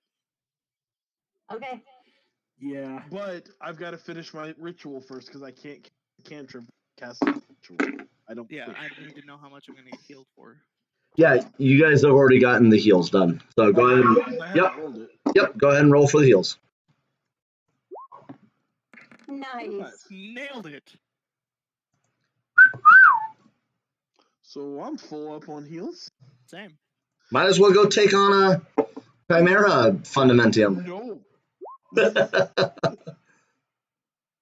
So I'm gonna cast guidance on before he walks away. I cast guidance. It gives him a 1 minute duration, and he gets a D4 on an ability check. All right. He can roll the die before or after making the ability check. I'm going to be giving him Bardic Inspiration and Prepare Heal. All right, so Bardic Inspiration is 1d4. 1d6. 1d6. Guidance is 1d4. Please don't get a crit one. Chances are you're probably not going to be dead.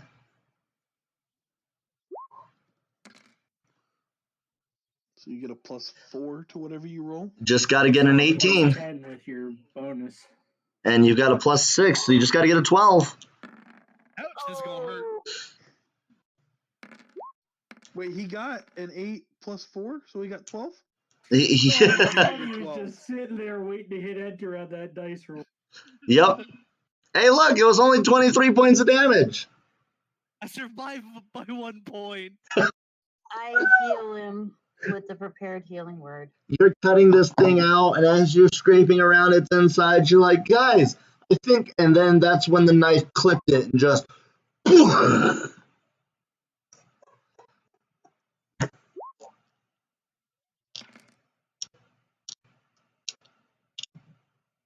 There you go. You're now at 7 points of health. You needed a 12 and you rolled a 2. I know. All right, I suggest we go home post We go haste. home and call it a night. Yeah. A night. It's time to go home, ladies and gentlemen. Out of character, I actually got to go to bed. I got a doctor's appointment in the morning, so. Out of character, it's almost midnight and I got work. Yeah. Can't be late, can't miss. Yeah, it's time to go home. McFuddy done did tried to kill us and almost done did succeeded. I didn't try to do nothing, but those dice rolls definitely did. Holy cow. Until it went prone, we were dead in water. Yeah, it's a good thing the tiger knocked him down. Holy cow. I don't know. I think I shattered him pretty well. That still came after the prone. The prone, for whatever reason, the prone changed our dice rolls except for You guys, some bitch had the bad luck all night. it took all 4 of you. That's what I'll say. Imagine had we taken, a lower level with us. This would have been a nightmare for them. This is, They would have been permanent just from the hold fire on. breath. Out of question here, or out of character question here, with Jess sitting next to you, how do you feel about being a DM and not going on this trip with us now? Yeah, Jess. I have mixed feelings on it. It's fun. It's fun being on the DM side of it, where I get to see everything and know just how crazy it was that you guys survived this. Like, legit, the stats of this thing were just I didn't think you were gonna make it.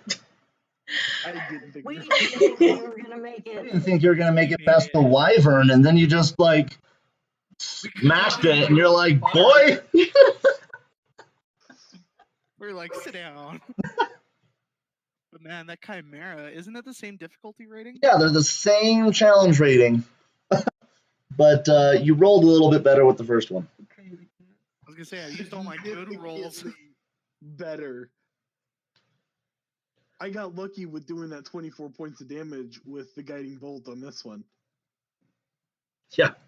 But then I'm- again, to be fair, on the Wyvern it was 8 to hit, whereas the Chimera it was 14 to hit. So The wyvern was 12 or 13. It was either 12 or 13. Yeah. I'm really glad that I didn't do the necrotic touch or whatever it's called. I don't remember exactly what it's called. I'll have to look. Chill touch. The inflict wounds. Mm. It's a melee spell attack. And then it only does 3d10 necrotic, but it would have literally put me right there up against it. That's why the guiding bolt instead was. I knew how low my health was, and I didn't want to die for it. Yeah, but you would have had a much higher chance of not getting hit by the. Well, no, because it was rolling like +6 on its. It had like a +6. It had a bonus to hit. +7 on everything, and it was rolling. Oh plus yeah, it was every time. +7. That's what it was. I wasn't trying to be anywhere close to that stupid thing. Oh, by the way, for what it's worth, had you guys given it one more turn, it got its fire breath back. And so Quentin and Ralaquin would have taken 31 points of damage each, or half if they succeeded on their saving throw. It's a good thing you put it down when you did. I wasn't taking any chances with it. That's why I used sleep. I was Yeah. like, he said it was starting to look hurt, so Without that maybe- sleep, that's what he would have done to you guys. I wasn't Okay. giving it another opportunity. It was either going to be sleep or shocking grasp. Yeah. Yeah, I had 5 hit points, so your Yeah. sleep automatically put it down. Yeah, I was probably going to do another guiding bolt on a level 2. So I thought we were dead on that one. I don't know. I did too. I thought we were dead. Yeah, to be honest, that one was. We were going up there, expecting griffins because we heard about the griffin nest and the eagle nest and everything like that. Not a clue about wyverns and chimeras. Holy crap. Well, you guys make it back to town, no problem. You just take the stairs back, so you're good. Drag my ass into the inn and just pass out for a long rest. So, anybody want to buy or sell anything? So question on the chimera teeth. Yep. Would the chimera teeth be big enough to be turned into any kind of a weapon, like a dagger or anything like that? Not really. You might be able to grind them down and put them into like a potion, and you might be able to string them up as a trophy, but that's about it. Okay, then I want to sell them. All right, you'll get 22 and a half gold for the lot.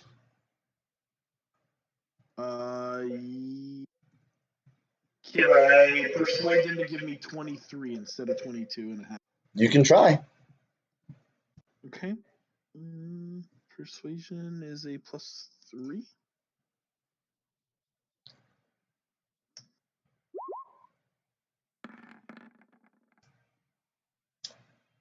$22 and a half sounds good to me. Yeah, 22 and a half sounds good to me. Okay. So 38 gold and 5 silver. Calamity goes to the alchemist, okay? I'm gonna offer to sell my claws. Okay. He'll give you 15 for the lot of them.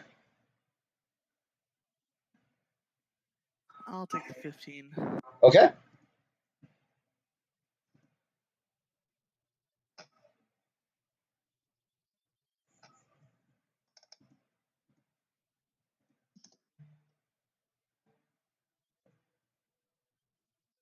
So that's what?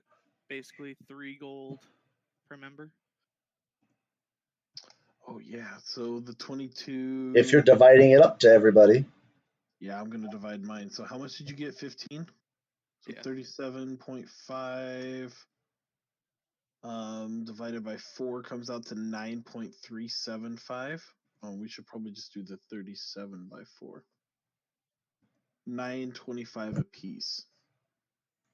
So 9 gold and 1 silver, I think it is. 9 gold, 2 silver, 5 copper. Oh, thank you. And then we'll just donate the extra 5 silver to the town. I'm sorry, how much was that? 9 gold? 2 silver and 5 copper.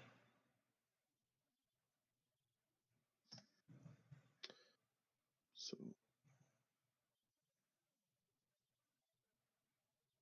I see if the alchemist is interested in what I got.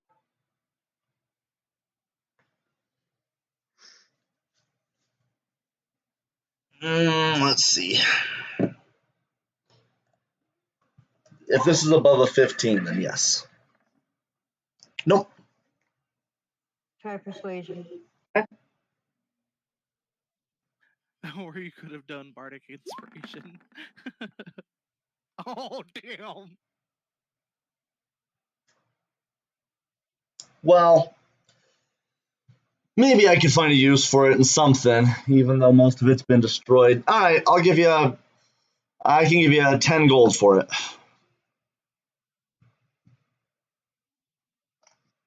Okay.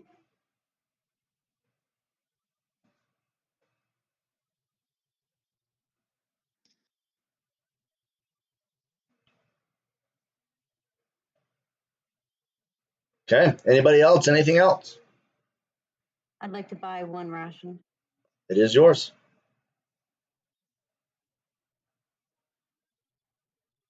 I can't believe we lived. I think I took 2 shots. I think I'm down to 16. Okay, so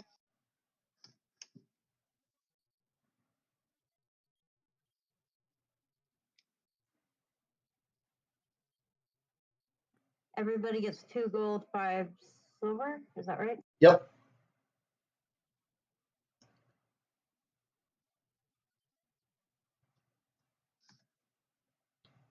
I stole the fetuses from the eggs and sold those. Good call. The half-eaten fetuses. I did have that thought. I looked to see if there was anything that it would have been listed under, and I didn't see anything. So I just kind of. All right. Anything else you guys want to do, buying or selling wise? At least with the Ralliquin goes to the blacksmith. Great. I'd like to see if there's anything that the blacksmith would like to do regarding the chimera horns, if they're able to be crafted into. Gee. Chimera horn. It is from the dragon and the ram. Spells would probably be the most use for it, but I might be able to find a way to turn these into a weapon of some sort.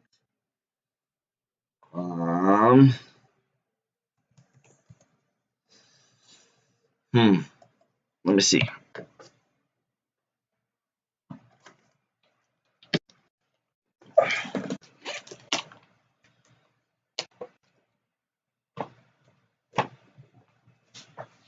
Okay, let's see. Horns.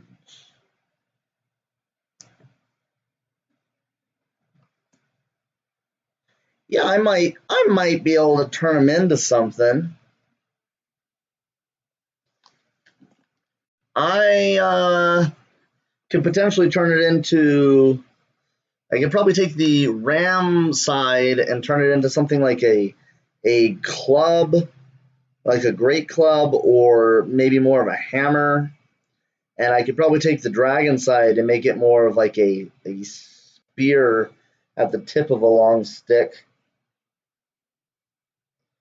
I could also probably turn them into a mace. Hmm.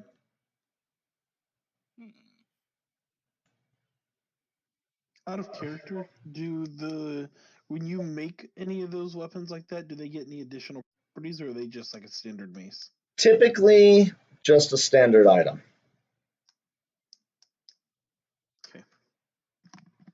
When we did the snake skin armor, we rolled to see if it would have poison resistance because the creature itself might have had poison resistance, but turned out to be not. The horns probably, I mean, they don't have any fire essence or anything to them, so they wouldn't have anything like that.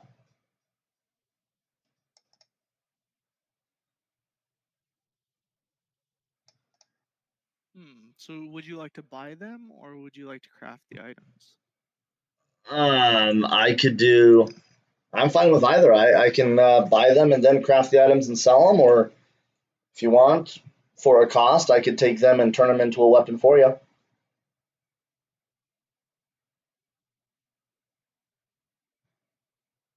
How much would it cost to get the ram's horns turned into a great hammer? Into a great hammer, huh? Like a warhammer or a light hammer. I don't see great hammer in here. To a warhammer. Into a warhammer.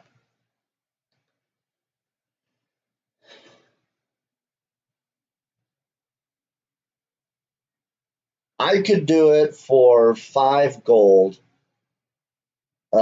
each. So I could turn it into 2 warhammers for 10 gold.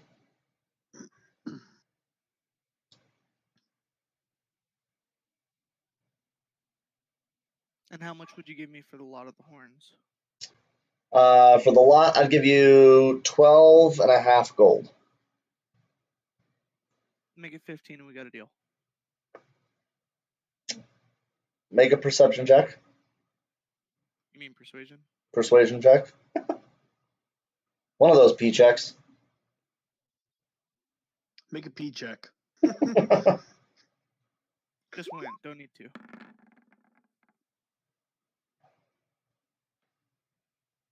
No, 12.5 is really got to be my limit.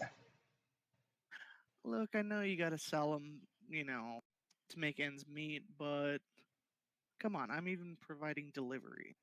Imagine we had to fight the beast. The problem is I can't guarantee that I'm going to sell these after I make them, and that's my concern. What if you buy them from me, and I'll send a dwarf that I know that uses hammers? He might be interested. Free advertisement. How about this? I'll give you 10 gold now and 5 more if I sell them both. Are they considered light weapons? No. A warhammer is very heavy. I guess it's only 2 pounds, but 2 pounds is a heavy item. Out of character, if I were to have approached the blacksmith to make this, would I have gotten an advantage on persuasion? Say that one more time. If I, as a dwarf, had approached the blacksmith, which is also a dwarf, give him permission. I never said that the blacksmith was a dwarf. You're racist. Yes, you did. Did I? Last time you did, giving you permission to use the forge. I don't know if it was because he was a dwarf, but you have permission. Probably not. No. Okay. See, I'm pretty sure that you said that at the time that it was a fellow dwarf. I might have. Yeah, he did, but you also already tried to pull the dwarven camaraderie thing and got shot down last time too. That's true. Plus, you don't want to ruin your favor with the dwarf who's letting you use his smithy. Or his forge, sorry. Forge. And smithy, technically. Okay, continue. I'll take the deal. If you sell them both, then just pay me the 5 gold. Deal. But I'll take the 10 now. All right.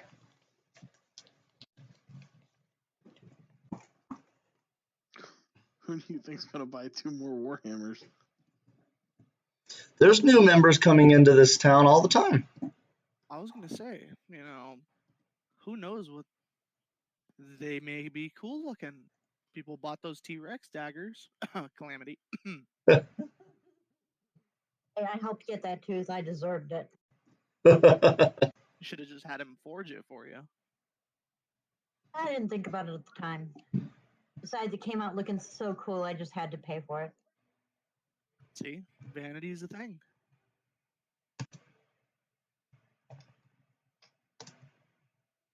Okay, Yeah, I don't see me buying a I'm new done, Warhammer. ready for a long rest. Okay. All right. Anything else you guys want to buy or sell? Nope. Okay.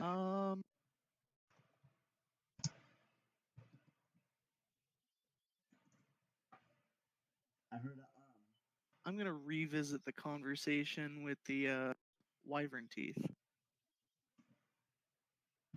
Okay.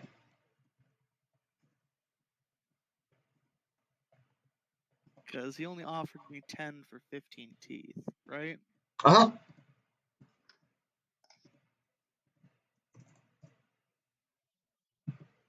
Are you still interested in those wyvern teeth? Yeah. Yeah, I still think they'd look cool. Make And it you said you'd offer me 10? 10 gold. Yeah. 15 teeth? Yep. And I originally wanted 15. Yes. Basically a gold per. Yes. You want to make the same deal that you made prior? Which do you mean? Gold? I know you can make some pretty fancy daggers with these teeth. Yeah. Yeah, I'll give you 10 gold. I'm fine with that.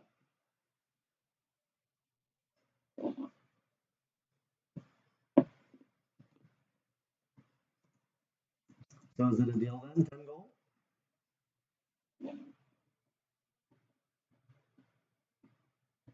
If you're talking, I can't hear you.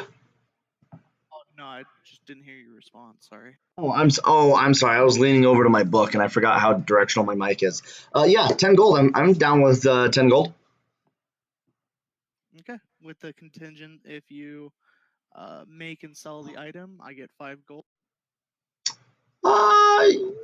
Yeah, I could. How about 7 gold, and then I'll give you the extra.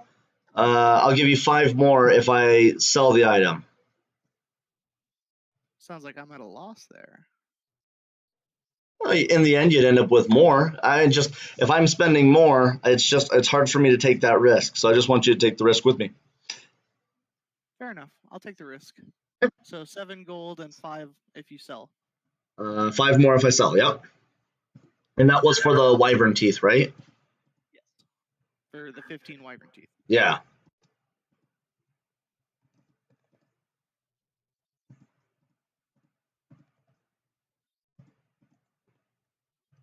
Awesome. That'll be the end of my business, and I'll return to the inn. Okay.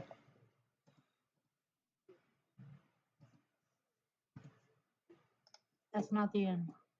And I labeled it as a tavern, so. That's because that's the word you used. No, I said inn. Why would I stay at a tavern? I'm not a drunk. It's All right. questionable. Perfect. Decision making makes that really questionable.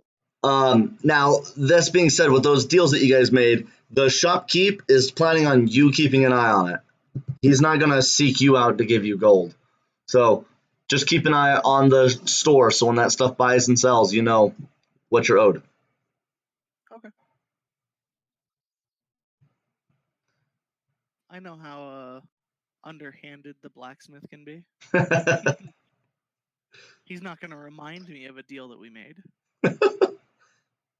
I mean, he makes deals with people all the time, and he just forgets stuff is my excuse. Oh, that's how you should make.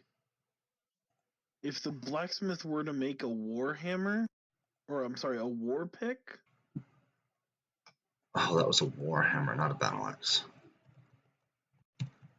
Oh, I don't have proficiency with a war pick though. Shame. Okay, perfect. So nothing else that you guys are looking to buy or sell, correct? All right. Well, then let's jump over to the players thing. And let's give out our hero tokens. So everybody's going to... What was that? Token time. Token time. All right, so... oh. All right, so Calamity gets one. Nope, I just upped your level. My bad. All right.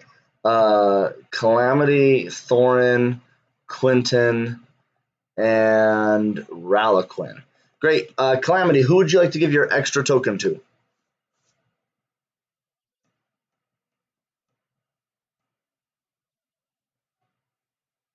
I'd like to give it to Quentin for knocking it out of the air.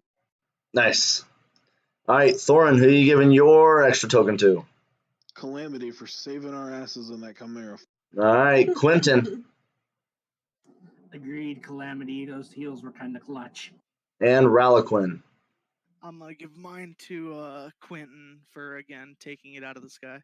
Nice.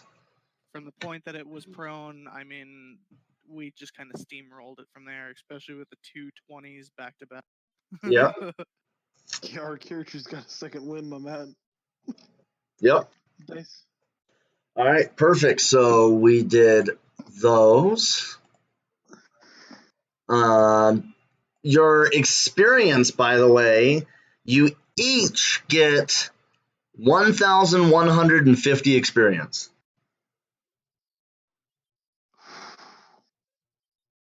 Right? Now, how much more was potentially on the plate that you had potentially planned? I had 4 more encounters planned just in case. Were they all of the same challenge rating? No, but one of them was. I'm assuming the rest of them were higher. No. No. Much lower. The 6 is like the highest thing that can happen in those areas. I just happened to roll a 97 and a 98 on my 100, and those are the bigger monsters. So, and it just so happened to be the first 2 rolls. So, like, that's why I was like, I'm gonna kill the whole party. So everything else was. Can we know what? Um, Do we know the other encounters? Yeah, sure. I won't tell you then. Oh, but I wanted to know. Well, they might come up later. Yep.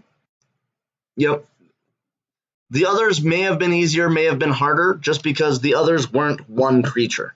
So that alters the terrain a lot when you're not dealing with just one. Were any of the other creatures griffins? Yes. Can we at least know that? Yep. In case you found some griffins, I had the whole griffin encounter prepared. That probably would have been right on par with the Chimera. Maybe easier. I don't know. Griffins go down a lot easier. Yeah. Okay. So yeah, everybody got 1,100 experience, but I do believe that means nobody leveled up. Correct? Correct. 1,100 or 1,150? 1,150. Okay, just making sure. At 970.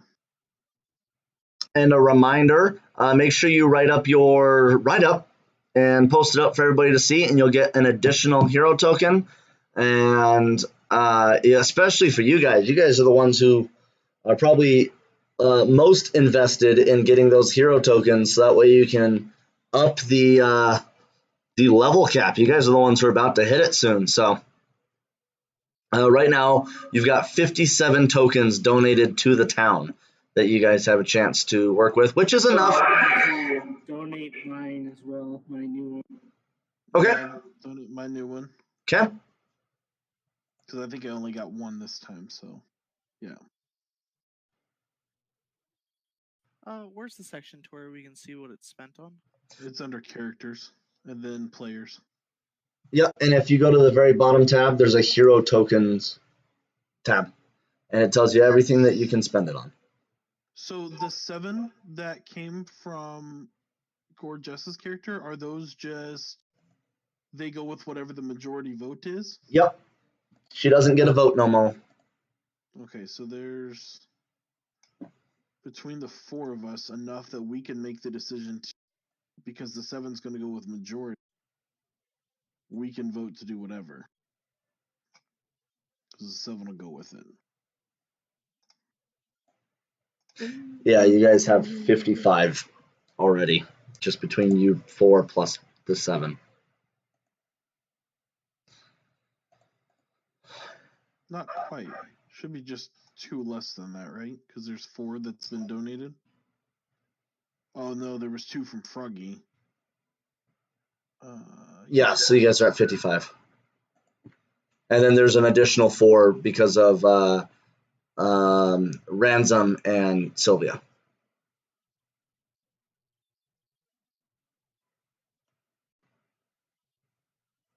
Okay, yeah, that makes sense. So basically, we hold the majority. Oh gosh. Soundly. It's 55 to 4. That's pretty solid. It's actually I'm not gonna lie. 48 to 4 with an additional 7 swing. But okay, cool. So we updated that. Make sure you do your write-ups. That way you get your extra hero token. Because although you're there, you're where you need to be in order to get your level bump to go up, you don't have 5 more levels before that. You're gonna want that level bump pretty quickly once you're level 5 for your level 6 bump too. Or once you're level 6 for your level 7 bump. Also, if there's anything you want to put on the job board to let people know what's going on, you can do that. If you want to update your map, you can do that. And if you have any supplies that you wanted to sell to other players, go ahead and put that on the buy or sell list. Just let me know what the cost is, and I'll make sure I update it for you. Other than that, I think that's it for the night. If you have any questions, feel free to reach out to me. And if you're watching us play, don't just watch, join us. It's a lot more fun when you're playing. All you have to do is hit Last Hope, and the cool little thing shows up for you. That way, oh, look at that. Piracy and I both put it in there. Just click on the stuff, except for mine didn't work. No, there's a timer. Oh, got it. We put it in back to back. Yeah, so click on that link and join us. You can be part of this society. I don't care if you played D&D before, haven't played D&D before, you're just D&D curious. Join us. It's a lot of fun. It really is. Thank you for DMing for us. My pleasure. I love it. Thank you for trying to get us killed. Thank you for nearly killing us. You're welcome. Well, just so you know,